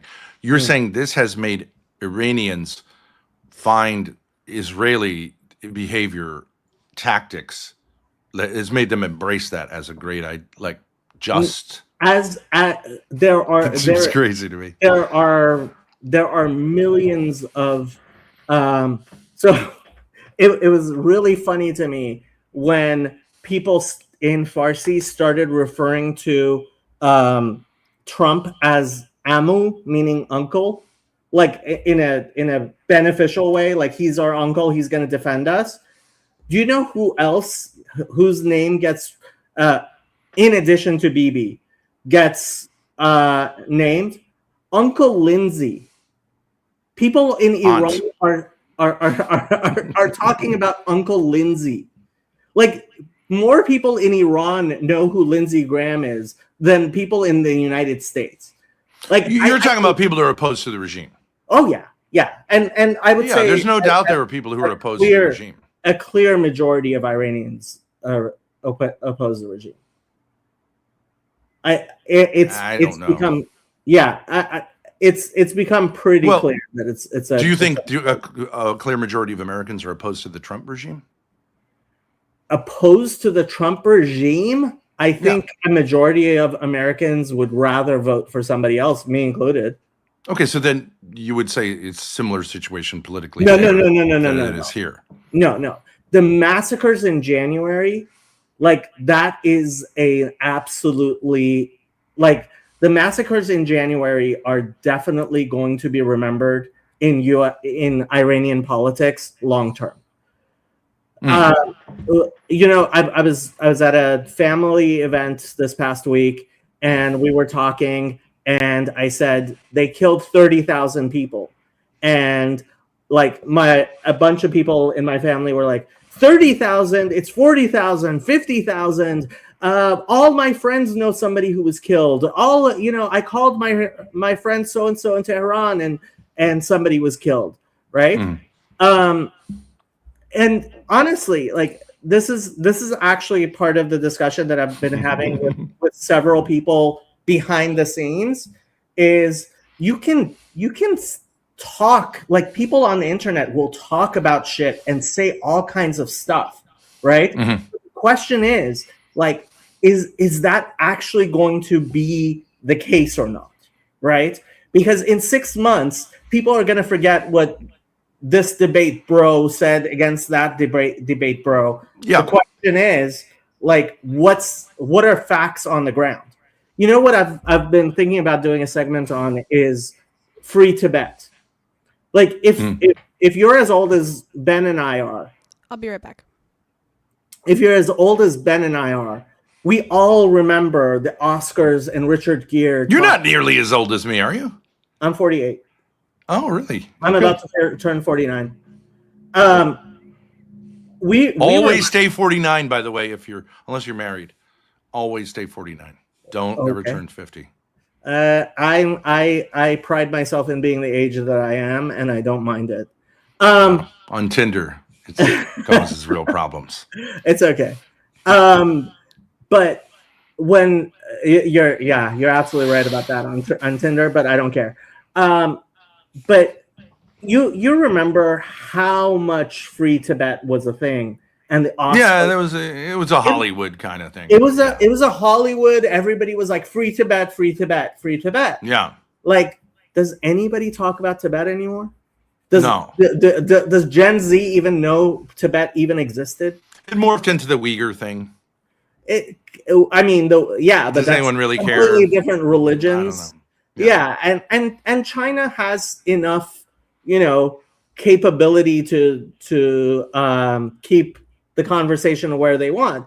So I feel like the Free Palestine thing is very much like Free Tibet, and like all these Gen Z people are no more going to remember Free Palestine than my contemporaries remember their Free Tibet bumper stickers. Okay, but can I push back on that a little bit? Sure. Because there's no skin in the game for an average American on Free Tibet. No one really thinks we're going to be able to do anything, which makes it very Hollywood accessible. Well, but we are funding what's going on there, and we are absolutely central to that project. Obviously, I mean, I would say that's fairly obvious. Okay, Ben. We've been propagandized that. Ben, heavily propagandized that this alliance is like super important for us. So I think it's different in that sense. Do you think that $5 billion is a lot of money? I get what you're saying, but like, yes. No, seriously. I also would say, is $5 billion a lot of money? Yes, but I get what you're saying in terms of the military budget, but 300 billion, or the total amount, I think has been, we're up to like 300 bill. That's a lot. 300 billion over 50 years. I mean, let's face it. Like, to a foreign country, yeah, that's a lot. Unless there's some reason for it, it's a lot. But I don't think the money thing is the thing. I think if you're a young man of draft age, you're saying, I could conceive of being in this desert fighting this war, and like that's a real concern of mine. Ben, do you think there's going to be a draft? I wouldn't predict it, but I mean, my sons had to sign up for something, so I had to sign up, but I mean, I actually serve on the Los Angeles draft board. Because what does that mean? So if we ever do have a draft in the United States, I would be on the board of appeals deciding who has to go and I volunteered on that because I am as much of a doomer and black-pilled as I think any reasonable person should be, right? And so yeah, it takes me like an hour a year of like dealing with stuff, but like I'm on the draft board, and if we get a draft, I'm actually going to be one of the people deciding who gets drafted or not, right? So I would say if you look at younger people, like, and I can use my daughter as an example. Yeah, I believe there's been a lot of propaganda that the Zionist project is somehow our project. I think that gets shoved down people's throats, and I think they are sick of it because it affects every aspect of their life. Oh, Gen Z is wildly Zionism is wildly. Now you can say, right, well, it's only a few hours in public school. Who cares? Like no one listens to what goes on in public school. But there's a reason I brought up free Tibet, because when I was your age, Grace, Free Tibet was what Free Palestine is. And, you know, nobody cares. Like, nobody cares. But I do agree with my dad's point that it's different because we are funding Israel, so like we're more directly connected. So this is why I want to actually go back to this. The people who were watching remember me reading this earlier today, but since now we have your audience, so the Upper Gotvand Dam. Imagine a country already facing droughts, economic collapse, and skyrocketing food prices, deciding to poison one of its most important rivers. This is exactly what Iran's Islamic regime did with the Upper Gotvand Dam on the Karun River, the longest river in Iran and the lifeline for millions of people and farms in the southwest. Studies done before the 1979 Islamic Revolution by Western and Iranian engineers showed that the chosen dam site sat directly on huge underground salt domes in the Gachsaron Formation. Experts warned that flooding the area would dissolve tons of salt into the water. They recommended moving the dam about 15 kilometers upstream, where the geology was safer and the river water would stay fresh. The pre-revolution government listened and never built it there. After the revolution, the new regime ignored those old studies. They went ahead with the original location anyway, reportedly because they lacked the technical ability or political will to redo the engineering plans and redesign the whole project. Construction began in the late 1990s, and the dam was finished around 2012-2013. The reservoir holds 4.5 billion cubic meters of water and was supposed to generate electricity, control floods, and help irrigate farms. Instead, it became one of the worst engineering disasters in Iran's history, actually in world history. Within years, roughly 66.5 million metric tons of salt dissolved into the reservoir, enough to turn deep layers of the water several times saltier than seawater. Overall salinity in the Karun River downstream jumped by about 35%. Drinking water became undrinkable in many towns. Irrigation water ruined farmland and orchards. In Khuzestan province alone, which grows 40% of Iran's dates, more than 400,000 date palms died because the soil and water became too salty for crops to survive. Sugarcane fields that the dam was supposed to help now suffer salt levels 2 to 10 times higher than the plants can tolerate. The original price tag was about $1.5 billion. By the end, it cost more than $3.3 billion. This is dollars in Iran. With huge contracts going to companies linked to the regime and the Revolutionary Guards. I mean, you can look this up further, Okay, but Iran sure. So when we talk about a few $billion, Iran wasted a few $1 billion. Sure. Right? A few $1 billion really isn't that much money. Okay, so if you keep going with the like $1 billion thing, Yeah. okay. But what I'm trying to say is there's a propaganda or whatever you want to call it, Holocaust awareness campaign, Okay. which in some sense is, I think you could accurately say, and this is E. Michael Jones, but it became a kind of template for victim culture that you see a cascading effect of. First you have that, then you have black, then you have feminist, then you have homosexual, now you have transgender. I think you have the causation backwards.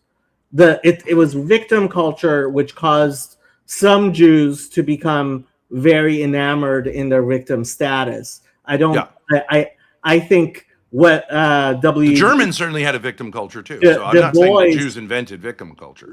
Du Bois was doing this in the 1920s before World War II.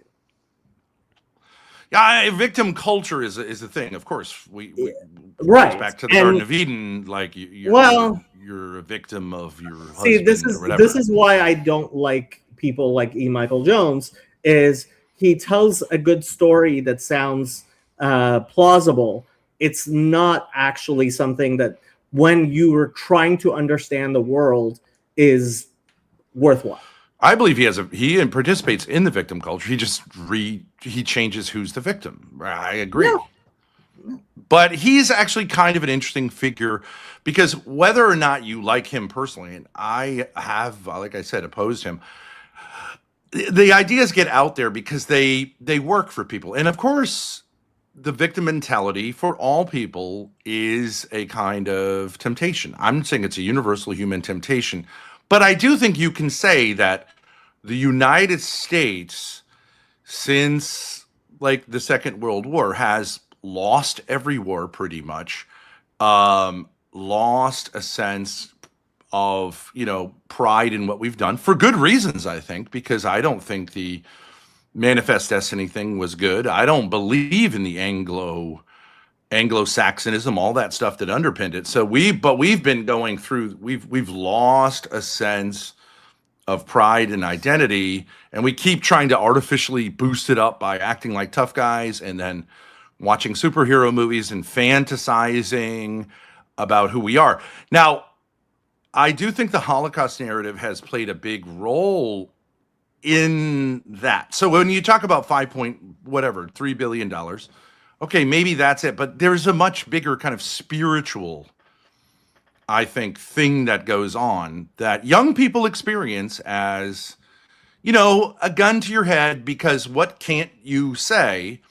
And I'll say this, like, if someone says, I hate Jews, I don't think it should be a particularly big deal. I don't think it should be socially accepted of any group. But to say, I hate Jews, they're annoying. I've met some, they're annoying. I don't think it should be any different than black people saying, I hate whites, I hate Armenians. I will openly say, I hate the Irish. I'm kind of kidding, but like, I do think that that's like a baseline. We have to be able to say, everything about I don't every understand group. your point. Yeah. But in our think society, to you're say saying that you things cannot participate in society if you say, I hate Jews, is definitely true. Like, there's been a big movement to say you can't say that. Ben, it's not a movement. The fact is that, frankly, I think 30 years ago, if you said, I hate white people, much like that editor from the New York Times did, people rightly would say you should not be an editor of the New York Times, and I don't think I you agree. should be an editor with the New York. I agree. Times. There's social stuff, but what I'm saying is, so as a what's wrong with that? politician, if you embrace anti-Semitism, which, like, of course, we understand the history. No of that. intelligent human being should vote for you. Okay, but when you then expand anti-Semitism, but let's just say a lot of people do hate the Jews, and so this has to do with free speech and things like that. Is it better to say, like, you cannot say that, or is it better to say, go ahead and say that, it's no big deal? You can't have it both ways. And that's why I would say anti. Actually, so this keeps on happening. And it happened when you talked about David Irving, right? Yeah. Like I said, Well, I did. I'm not advocating for censorship, but I think it's a waste of time to read him. And all the half-wits were like, you're advocating censorship if you're saying don't read him. And it's like, no, those two things are not equivalent, right? I think you should be allowed to say, I hate Jews. I also think your career should be ruined. Okay, but what I'm saying is, but if I say, do you think that should be true if I say I hate the Irish? Do you think that should be true if I say I hate the Irish? Yeah. My career should be ruined? Yeah, of course. Well, I do hate the Irish. But part of hate is love too. You know what I mean? It's like Ben, we have to be able to say about groups of people, I find them annoying. You're obviously not being serious. But you know who hates the Jews more than anyone? The Jews. Ben, they're the most self-loathing group on earth.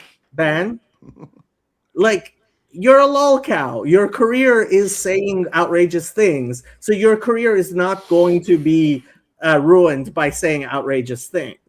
Yeah, I don't actually believe, because I'm a centrist edgelord, so I will say I hate the Jews, but I also love the Jews, right? So I think the Jews because of their journey with God, are both the worst people and the best people, which is what you'd expect when you're brought close to the Lord. It's going to bring out the worst in you or the best in you. And I don't think the Jews were selected like the apostles. I don't think they were selected because they're better than anyone else. It's just for whatever reason, right? It's just this group I'm going to do this with, just to show how humanity responds to being brought close to me. So I think the Jews are the worst people and the best people.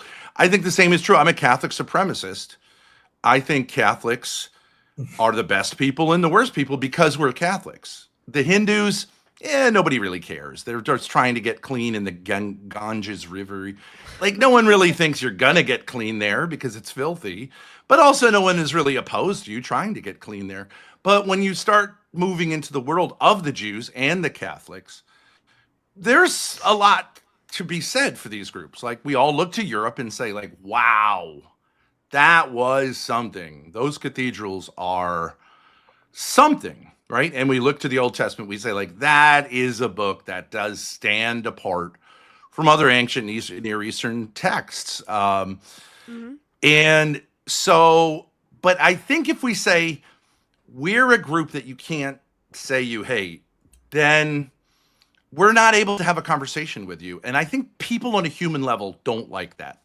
Well, freedom of speech is not the same thing as being entitled to being heard, right? If people don't want to hear what you're saying, you're not entitled to being heard. Right. But the term censorship also means more than the government throwing you in jail. It also means if, there's social censorship. I understand it's complicated, but like, I think people who are intelligent understand that there's strategies that groups have. And one of, like, what I would call anti-Semitism is a strategy of nipping it in the bud, right? Like, I'm not going to allow it to breathe because that's what happened in the 30s. And so we need to nip it in the bud. So I would say so, I'm an anti-Semite. Okay. I'm opposed to that. I have to flip the script here because sure. I think the ADL and people like the ADL actually go for the censorship because they need to create more anti-Semites. That's what they need. And what we know from... So I keep on telling people, did you know that Goebbels was convicted of anti-Semitism and censored before the Nazis took power? And a lot of people tell me that I'm lying or I don't know what I'm talking about. Like, Weimar Germany had some of the strongest protections of Jews that existed at the time, right? And which is why they were seen as, and these things were seen as weakening and degenerate, modern art, modern licentiousness that the Jews brought in, and which I know is a broad generalization. So and frankly, and I've done streams on this. So when I was in college, like, as a Jew, one of the things you went around was trying to get people to read Mein Kampf. Because guess what? Most college students, they have better things to do than to sit around and read Mein Kampf. They don't care about the Jews that much. They don't care about Germany that much. And Mein Kampf is, once you read it, it's pretty dumb. But like, as Jews, we were like, hey, please read this, see what it was like, see what it, right? And well, that's one group. Another group says we don't want Mein Kampf anywhere. That's something that's happened over the past 20 some years. And I personally believe that comes from people in the ADL and that industrial complex who, if there is no anti-Semitism, they have no way of raising money. Right, they need supply. Yeah, they need supply of anti-Semitism. And supply of anti-Semitism was so hard to come by. They, I believe, used censorship in order to provoke it. Yeah. That's my belief. Yeah, I agree. So I think you in some ways understand that stuff up. And let's face it, she's a lot prettier than you are. So Grace, why don't you talk? Oh, I did look up what you said on ChatGPT, and it said no, Joseph Goebbels was not Goebbels. Yeah. Goebbels? Yeah.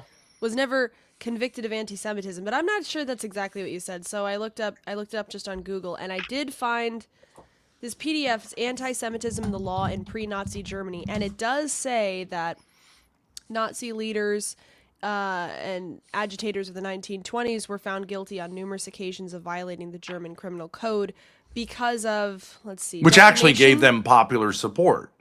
Because there was, see, the problem is if you say read Mein Kampf, well, Mein Kampf was seminal to the rise of, like, it was a very popular book until it became like mandatory and then no one read it, like the Bible is now. Everyone's got a Bible, no one reads the Bible. But like, I do think it spoke to a victim mentality and was very appealing, even though I agree, it's intellectually stupid. So I'm gonna do a little bit of history of this channel. So 7 years ago, the first video that I have up on this channel is me actually reading an article from the New Yorker talking about how censorship led to anti-Semitism. And if the article is still up, this is where I got it from. So let me see if I can find where he says here. Researching my book, I looked into what actually happened in the Weimar Republic. I found that contrary to what most people think, Weimar Germany did have hate speech laws, and they were applied quite frequently. The assertion that Nazi propaganda played a significant role in mobilizing anti-Jewish sentiment is, of course, irrefutable. But to claim that the Holocaust could have been prevented if only anti-Semitic speech and Nazi propaganda had been banned has little basis in reality. Leading Nazis such as Joseph Goebbels, Theodor Fritsch, and Julius Streicher were all prosecuted for anti-Semitic speech. Streicher served 2 prison sentences. Rather than deterring the Nazis and countering anti-Semitism, the many court cases served as effective public relations machinery, affording Streicher the kind of attention he would never have found in a climate of a free and open debate. In the years from 1923 to 1933, Der Stürmer, Streicher's newspaper, was either confiscated or editors taken to court on no fewer than 36 occasions. The more charges Streicher faced, the greater became the admiration of his supporters. The courts became an important platform for Streicher's campaign against the Jews. In the words of a present-day civil rights campaigner, pre-Hitler Germany had laws very much like the anti-hate laws of today, and they were enforced with some vigor. As history so painfully testifies, this type of legislation proved ineffectual on the one occasion when there was a real argument for it. Fire also did an article on this. The people who actually care about anti-Semitism know that censorship causes anti-Semitism, which makes me wonder, why are the people who get money when there's more anti-Semitism the ones who are actually promoting censorship? Right. You have what I would call the edgelord phenomenon, which is that by trolling the norms, you get attention and people say, well, there must be something to it if this is so opposed, right? Like that's just a normal human thing. You so need to protect us from this. They must be on to something. Like that's a natural human thing. Like I would use it as an example, like, and I'm just kidding here, but like the whole Epstein thing of saying like sacrificing babies and drinking their blood, which I know goes back to like blood libel and all that stuff, which I don't think is largely happening. It makes you wonder whether like maybe this is something to this. Like if rich people are willing to do these things, which we normally think is stupid or crazy, maybe there is power in this, right? It is a weird effect of actually, I think it's called the taboo effect. It makes something appealing. No, it's not quite the Barbra Streisand. By saying you shouldn't do this, right? Yeah, it's taboo. And like basically antisocial people or people who are disgruntled in many ways will you know in the WWF, like the wrestling world, they tried to do this thing where they would create heroes and then they would create heels, and the crowd often ended up backing the heel. Mm. They identified with the heel, even though that wasn't how it was supposed to go. And then you had to make the heel the hero, and then they would back the. So there's a natural way that happens. Yes, we're not Muslims. But by the way, I have my Talmud stream in an hour, so I can't maintain this forever. But Sure. Was there anything you guys actually wanted to talk about before? Well, the Professor Zhang thing. I'll give you 30 minutes. The Professor Zhang thing was interesting. He proposed that, like you say, Trump is just simply unpredictable. I think there's more to a person like him than just saying unpredictable. And what he was saying is that Trump has a messiah complex, but kind of a secular messiah complex. He doesn't tie it in with. Do you know that when he was sworn in, he did not put his hand on the Bible, even though all the other secular people who could care less about the Bible. So I think he has a mission from God to save America. And I actually think what he's doing is in this term is he's leaning, instead of opposing the big state, he's leaning into it. And then he's going to try to pull out of it in some way and say, because you can't oppose it frontally. You have to control it by doing. How do you not have a messiah complex when something like that happens? Yeah, sure. Yeah. True. Yeah. You can't possibly think someone arranged so that only your ear would get nicked. That's an act of God. I mean, yeah, that it was absolutely. I mean, as a person who believes in God, we were this close to Trump dying. He's the first. Oh, yeah. Yes. He is only the second president in U.S. history, first one in modern U.S. politics to lose. I mean, first of all, he's the first one who never won an election before his election for president. Yeah. And then he loses and then he wins. The man, you have to excuse him for having some sort of messianic complex. You just I agree. Yeah. I don't know exactly how to integrate it in with Catholic theology of history, because we tend not to identify figures, and I think most Jews don't also. They're hesitant to identify a Messiah. We've already identified the Messiah from our perspective, but to read history, and especially with a secular figure, is very tricky.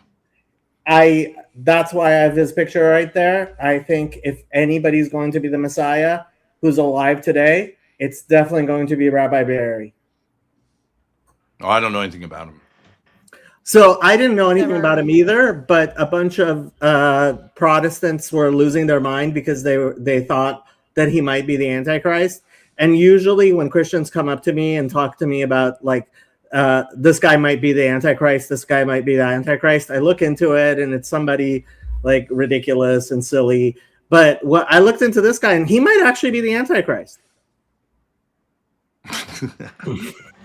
I don't know anything about him, and that's why I put his picture up. I mean, I don't think as Catholics we identify a figure being the Antichrist, that it's more just a. Well, that's movement. a much more Protestant thing, A large number of Protestant churches still use the Westminster Confession, which says that the Pope is the Antichrist.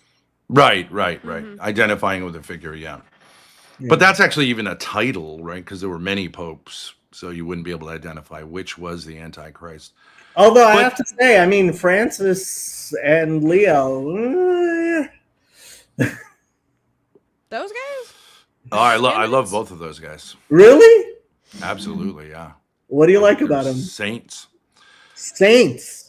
As were their predecessors. I love their.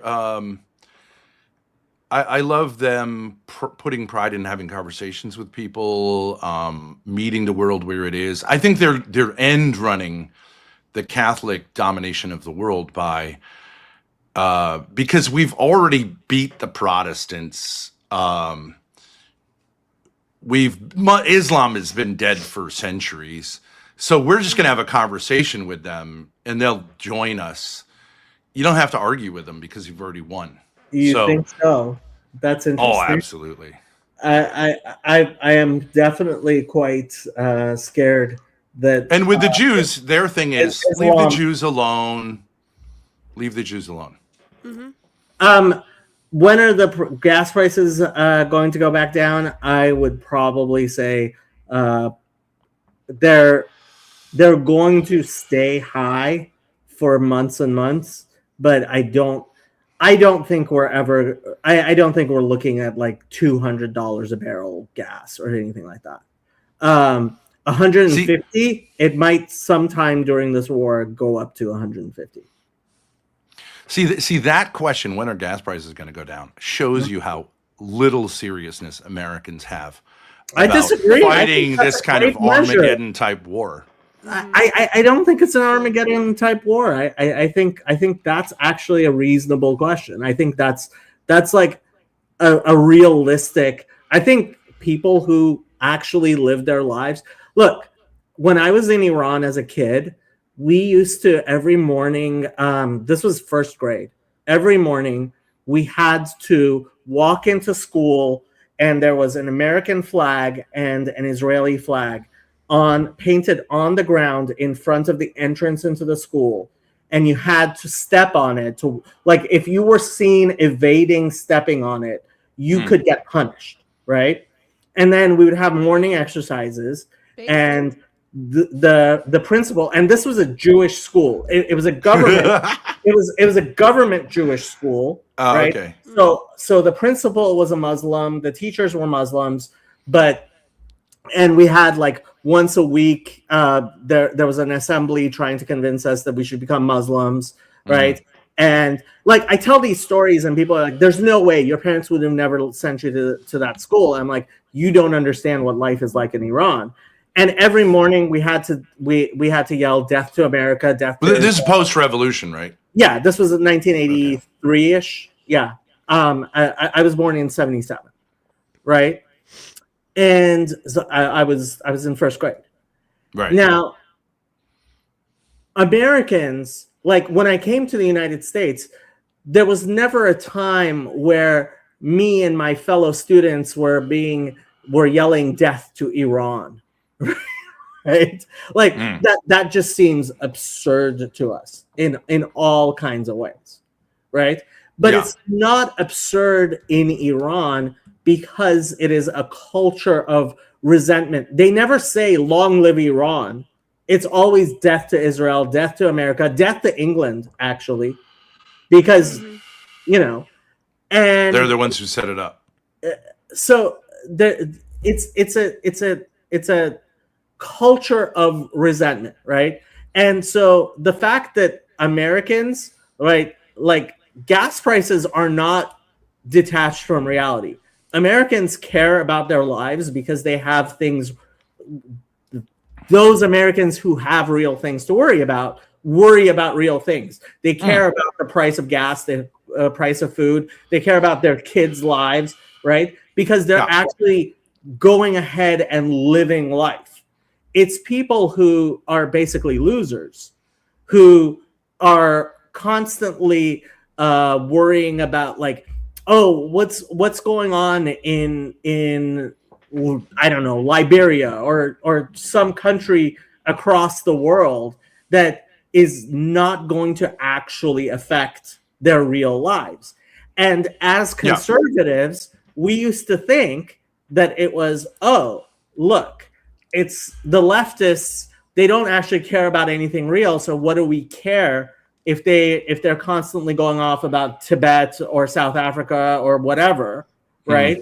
Let them do that, and we'll take care of real things in real life, right? Yeah. And then what happened was ultimately our chickens came home to roost because it was our kids in our schools being taught to basically hate us and life and not have kids and not, and I think that's the problem, not that Americans care too much about the price of gas. It's good that an American cares about the price of gas because he actually wants to go somewhere. Yeah, I mean, I think the upper classes don't care about the price of gas because it's not a real problem. The lower classes don't care that much about the price of gas because they're taking the bus or walking. So, and I love I think the middle class should be destroyed. I think the best societies are those in which you have a small elite and a huge underclass. Yeah, I actually think that's a Catholic way. Grace, what do you think? You think the middle class should be destroyed? Oh, absolutely. I mean, my dad showed me an essay. Bourgeois middle class values are completely against Catholic values. Like, yeah, they're the Catholic antithesis. ethos is like the Spanish Baroque ethos. It's like all or nothing. Yeah. I do believe that's the genius of Catholicism. Oh my God. It's all or nothing. You don't create a bougie church. You either create a cathedral or you die trying. And I love that. I think that's consonant with the human spirit. I think we are creatures of desire, not creatures of comfort. Jacob, We'd rather live and die for something beautiful than just make everything comfortable. I think that's the death of the human spirit. Do I think suburbia is anti-human? Yeah, I do. Oh my God. Yeah. Now you can say, well, that's because you've never experienced real poverty, and that's true. That is. I never want to.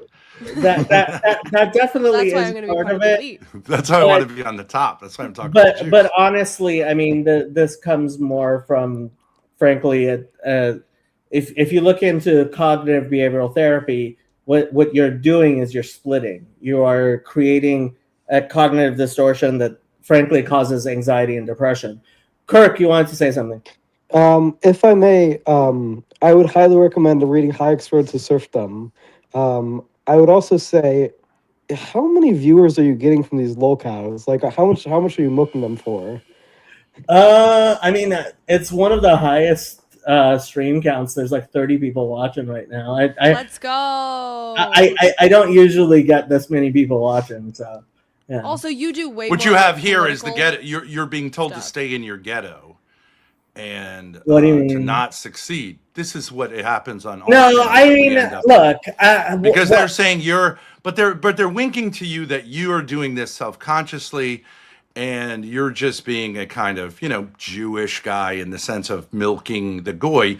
But like, he's okay with it up to a point, but he wants to return to where he has the behind his PFP, which is everything that a visual medium argues against. Being an autistic He didn't even guy set a behind profile PFP. picture. He did not even set a profile it's- picture. It's just Kirk, standard default. hold on. Kirk has shown himself on video on here before.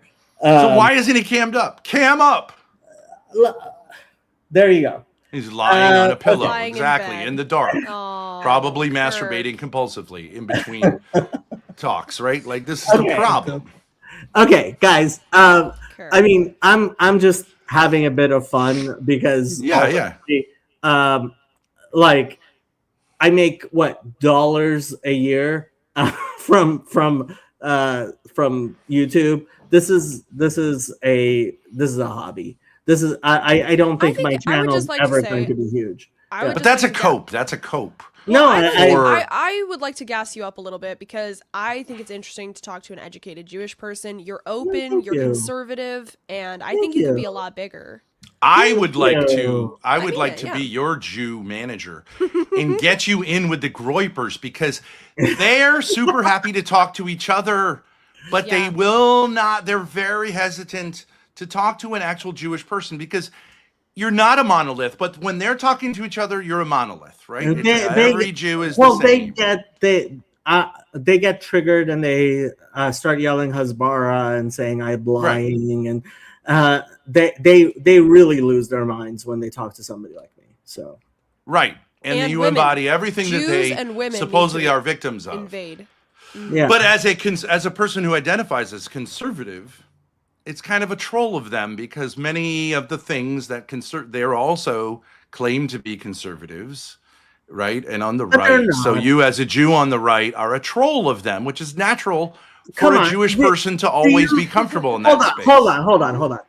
Nick Fuentes, if Nick Fuentes counts as a conservative to you, like how old is he? Has he ever had a girlfriend? No, but he Nice. identifies vaguely with right-wing ideas, obviously. Which right wing ideas? Like be a Catholic. Well, not having a find- girlfriend is very right-wing. And No, being it's seen as not. possibly closeted gay is very right-wing. Yeah, I know true. people who go to conservative conventions. The- The bathrooms are filled with Oh yeah. shenanigans. The okay? grinder I'm server definitely- goes I'm- down. So I don't know When if the you saw- liberals come, the gay bars are loaded. When the conservatives come, the bathroom stalls are busy. So I mean, it's true. There's some truth to that. on Twitter, somebody tweeted out something that I was like, oh my god, this is so true. And it's like the left is straight people pretending to be gay, and the right is gay people pretending to be straight. That's funny. Yeah. That's Like funny. That's funny. I- There's I some have truth to seen- that. There's I some have truth to that. seen so many people on the left. I mean, here in Los Angeles, you see it a lot. Like people who are absolutely heterosexual who claim they're bisexual. Yeah, like- because especially girls, because it's a fashion statement. Oh, right? for In LA. girls, it's like, yeah. But like even guys, like they claim to be bisexual just to get the girls. I knew. Yeah, that, I that always he say claimed the to be best way to get a girl is pansexual. to go to Yeah. a gay bar with her, because Yeah. then you're cool, right? It's like a guy with a dog. It's even It's better. Like I hang out with gays. But it's a great strategy. Because I girls guess- hate guys who hate gays because they're going, why are you so wound up about, like, why wouldn't you as a straight man say, well, that's two less guys I'm competing with, right? Like, so. Right. And also, Yeah, why I- are you triggered by them? Like, do they? And I also think it's quite masculine to affect be your ego. it's more masculine to be doing something honestly than to be hiding it. It's more masculine. So in that sense, it's more masculine to be openly gay than to be closeted gay.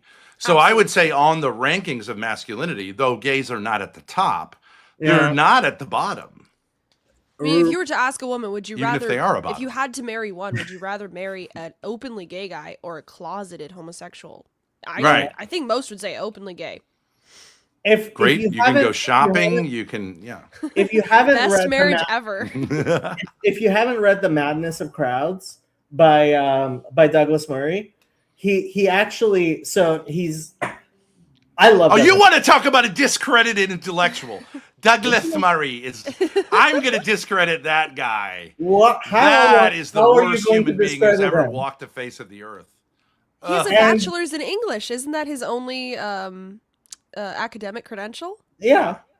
And he Uh, learned how to yes, talk like I mean, he's an ha- Oxford guy, happy- though he is not part of the aristocratic class. Bachelor's in English. My mother has a bachelor's in English. First of all, happy Orthodox Easter to those who celebrate. Second, I listened to the Douglas Murray on Joe Rogan with that comedian guy, The Dave Smith. clown. The clown. Yeah, Oh, the comedian, yeah. yeah. I mean, he calls himself comedian Dave Smith, right? Okay, well, we can call Douglas Murray an F-slur then too, right? Hold on, no. Dave Smith calls himself the comedian. That's his handle, comedian Dave Smith. We get it. I get it. You're You're doing Hasbara. It's great. Yeah, he's a What are you talking about? I don't even understand what you're saying. But anyway, I listened to that and I was like, yeah, everyone is going to have confirmation bias here. But to me, Murray destroyed Dave Smith. No. Yeah. And I But see, that's because you do you're familiar with the discrediting thing. So all he did the entire time is go, "You're a comedian, right? Like, why don't you tell your jokes? They're not particularly funny, right?" But it all has to see. I think you agree with me, but you're lying that you disagree with me. You say it's all about the facts. I say it's all about the narrative. And religious people know it is the narrative that matters. Okay, And so I only have 10 more minutes, and somebody is claiming that we're circumambulating the hyper object cube of whiteness. So go ahead, Grace. Tell us, what is whiteness? I'm not sure what that means, but I would say neither of the three of us really fit into the white category as Catholics or Jews. I think whites are typically like white Americans are Protestant, so we're kind of on the edges, I guess. Well, when I talk to white supremacists, which I do with shocking frequency, my number one thing to them is, give me a definition of white you agree with that's older than the 1960s. And they can't, because there is no definition of white that they agree with that's older than the 1960s. the same thing with Jew. What are you talking about? Well, I mean, wouldn't it be of European Well, since descent? 1948, the identity of Jew has been tried to be turned into a nationality. Okay. So you guys are in a super crisis in terms of No, identity. not at all. We really are not. The people who actually I are disagree. the people who are religious Jews don't have that problem. The people who like me are religious Jews don't have that problem. I agree. Are you a Zion? Can you be a Zionist religious Jew and an anti-Zionist religious I don't think Jew? you can be a Zionist and be Jewish. Okay, well, but the majority of Jews, I think of I don't know, themselves as are Zionists? Zionists. I mean, and a large percentage of that majority are psychotic people by any measure. Vast majority of people have no good definition of Zionism, which is one of the reasons I am so opposed to Zionism. But yeah, you get into this problem with definitions. Look, if I say I hate the Jews, I mean, people basically know what I'm saying. Who I'm talking I about. have a definition of Zionist and I have a definition of Jew, which I think are useful. I can give you definitions of white, which I think in some context might be useful. But generally, I think that the white psyop that too many people on the right fall for, it really, I mean, I like the term woke right, because I think that it is, like, you guys know Claire Kaw? You guys have heard of Claire Kaw, no? She might be an interesting person for you guys to talk to. She's also here. Let me pull up my introduction of Claire Kaw that I show everyone when she spell the last name. Khaw. Oh, I think we met this person on the Cube, Grace. She's like a wealthy older person. I don't know how wealthy she is. She's wealthy enough. She comes across as aristocratic. She's definitely wealthy enough that she spends her entire life on the internet. This is Claire. Oh, I've seen tweets about this woman. Yeah, Claire is an interesting person. And my whole thing is I believe she is a psyop to discredit the right. I mean, come on. Like, how seriously can you take this person? Like, and well, they're trolling, obviously, right? Yeah. Well, she pretends that she's not. Okay. She likes to claim that she's not. But yeah, so the woke right, as far as I am concerned, is a fifth column of the woke. It's they've bought into all of the stupid stuff of dialectical materialism, and like Mencius Moldbug. Like, as far as I'm concerned, if you consider him right wing, you've lost your mind. I know that guy. He's got all these theories, right? He's got wait, just to go back. theories. Oh, sorry. Go ahead. No, you got. I was going to say, you don't think Nick Fuentes is right wing? Is that what you were saying earlier? Yeah, I don't. I think if anything, he's basically a psyop. I mean, okay, we kind of have to get into this thing. So, how much do you guys know about Edward Bernays, Freud's nephew, who basically came up with propaganda? So Edward Bernays is basically the godfather of propaganda.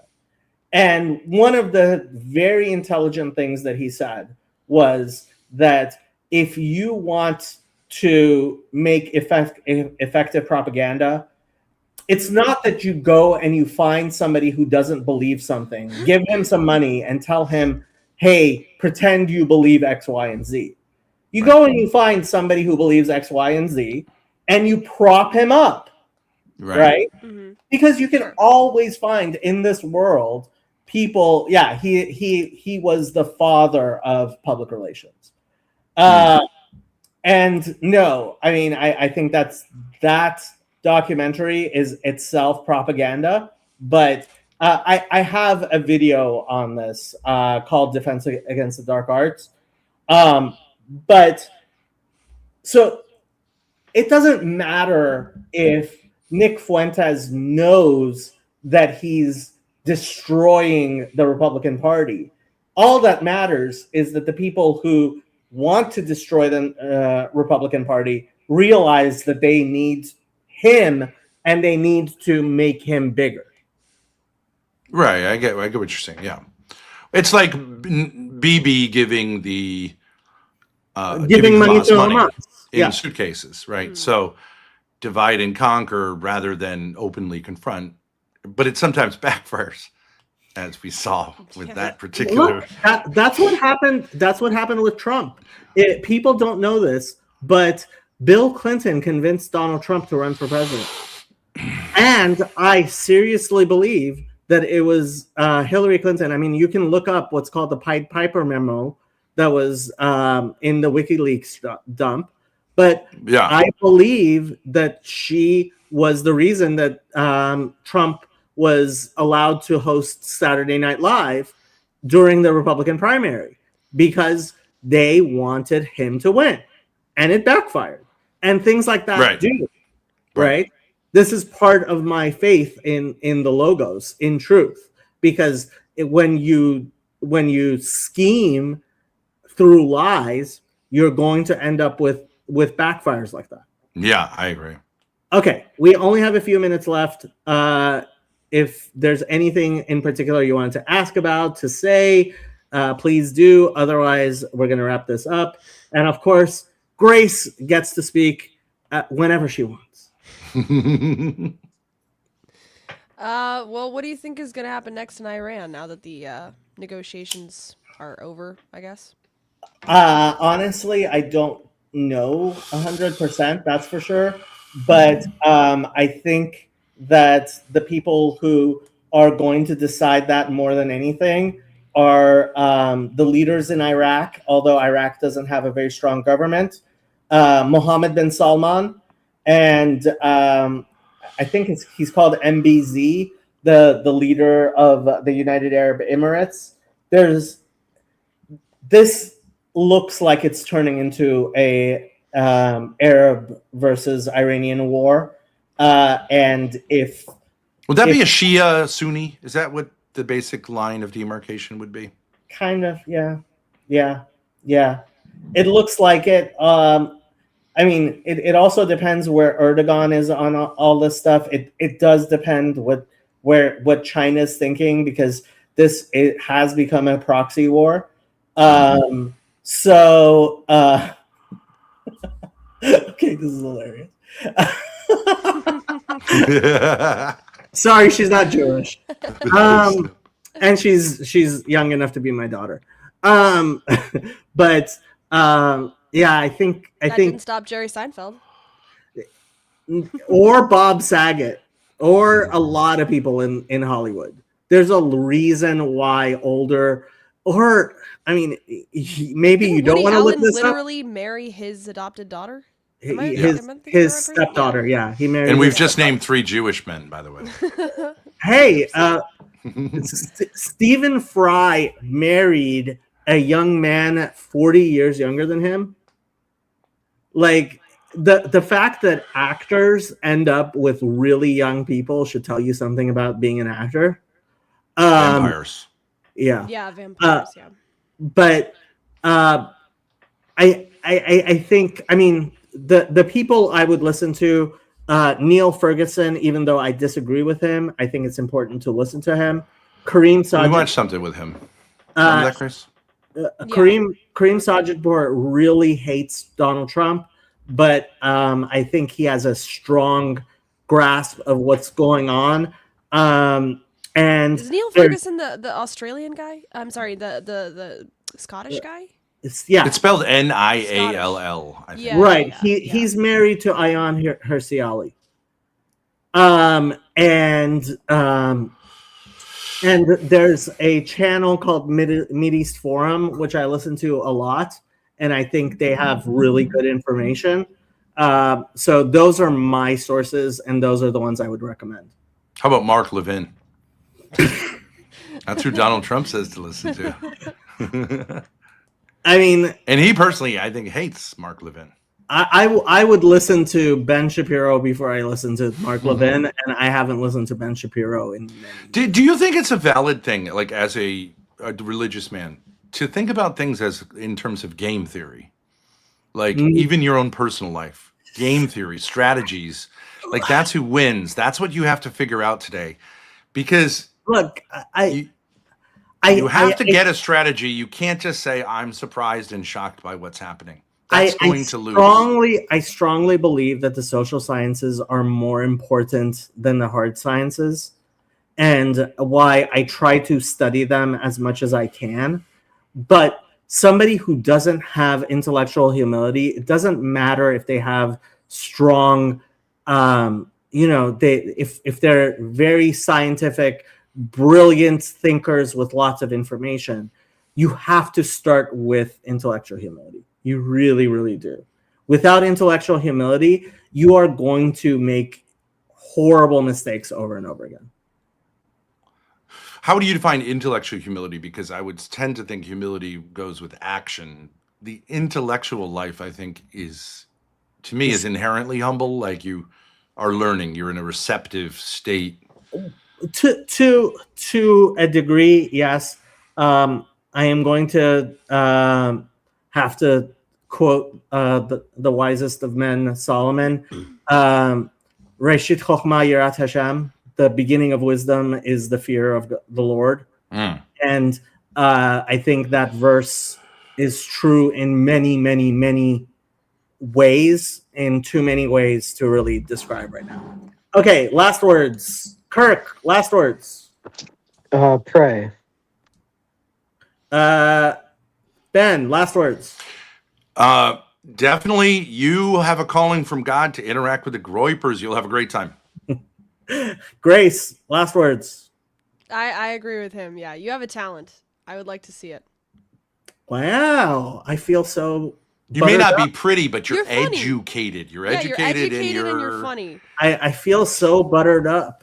Okay, you guys are welcome to come listen to my Talmud stream where we are going through Sanhedrin, and we will eventually get to the parts about the Gentiles and Jesus. So you guys are welcome to join there. See, that would be great to talk to them about, because it's Talmud. Oh, they Christ, love the Talmud. Jesus is boiling in shit or whatever. You know, this Friday, just to promote myself, I'm having a debate with I think they're called now radical Hebrew Israelites. So it's all about this term Gentile. So it'd be good to hear from the originators of the term. So actually, I had a beef with one of the Black Hebrew Israelites a few years back. I have a lot of content on them in my back. Check it out. Yeah, you might. It's almost impossible to get a sense of. No. Is my thing. There's a guy, Vocab Malone. I had him on my we've watched a bunch channel. of stuff. Yeah, Vocab Malone. He really knows what he's doing, and he's a really nice guy. Vocab is a really nice guy. Okay, bye, people. Bye. Thank you.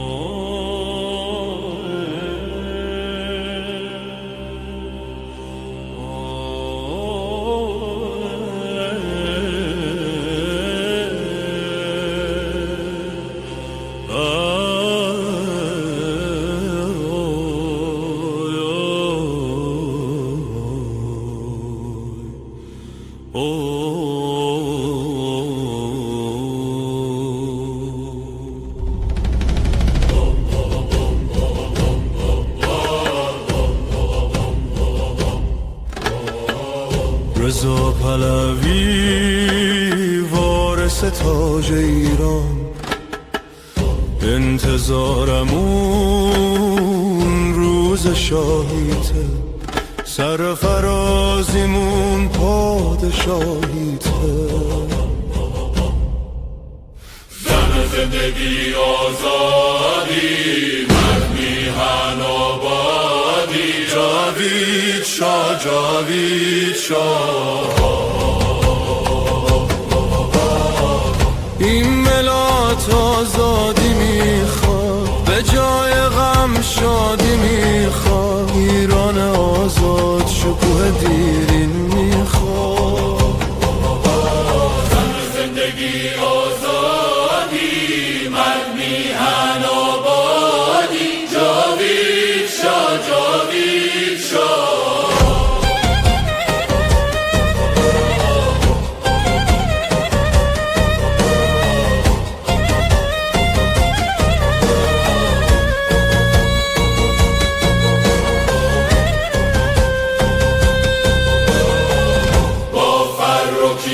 مردم ایران بازگشت تو را از خود میخوان، ایران آزاد میشه، شاه برمیگرده، این آخرین نبرده، پهلوی برمیگرده.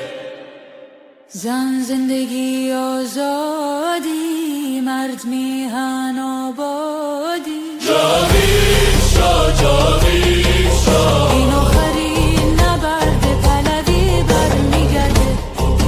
جاوید شاه جاوید شاه.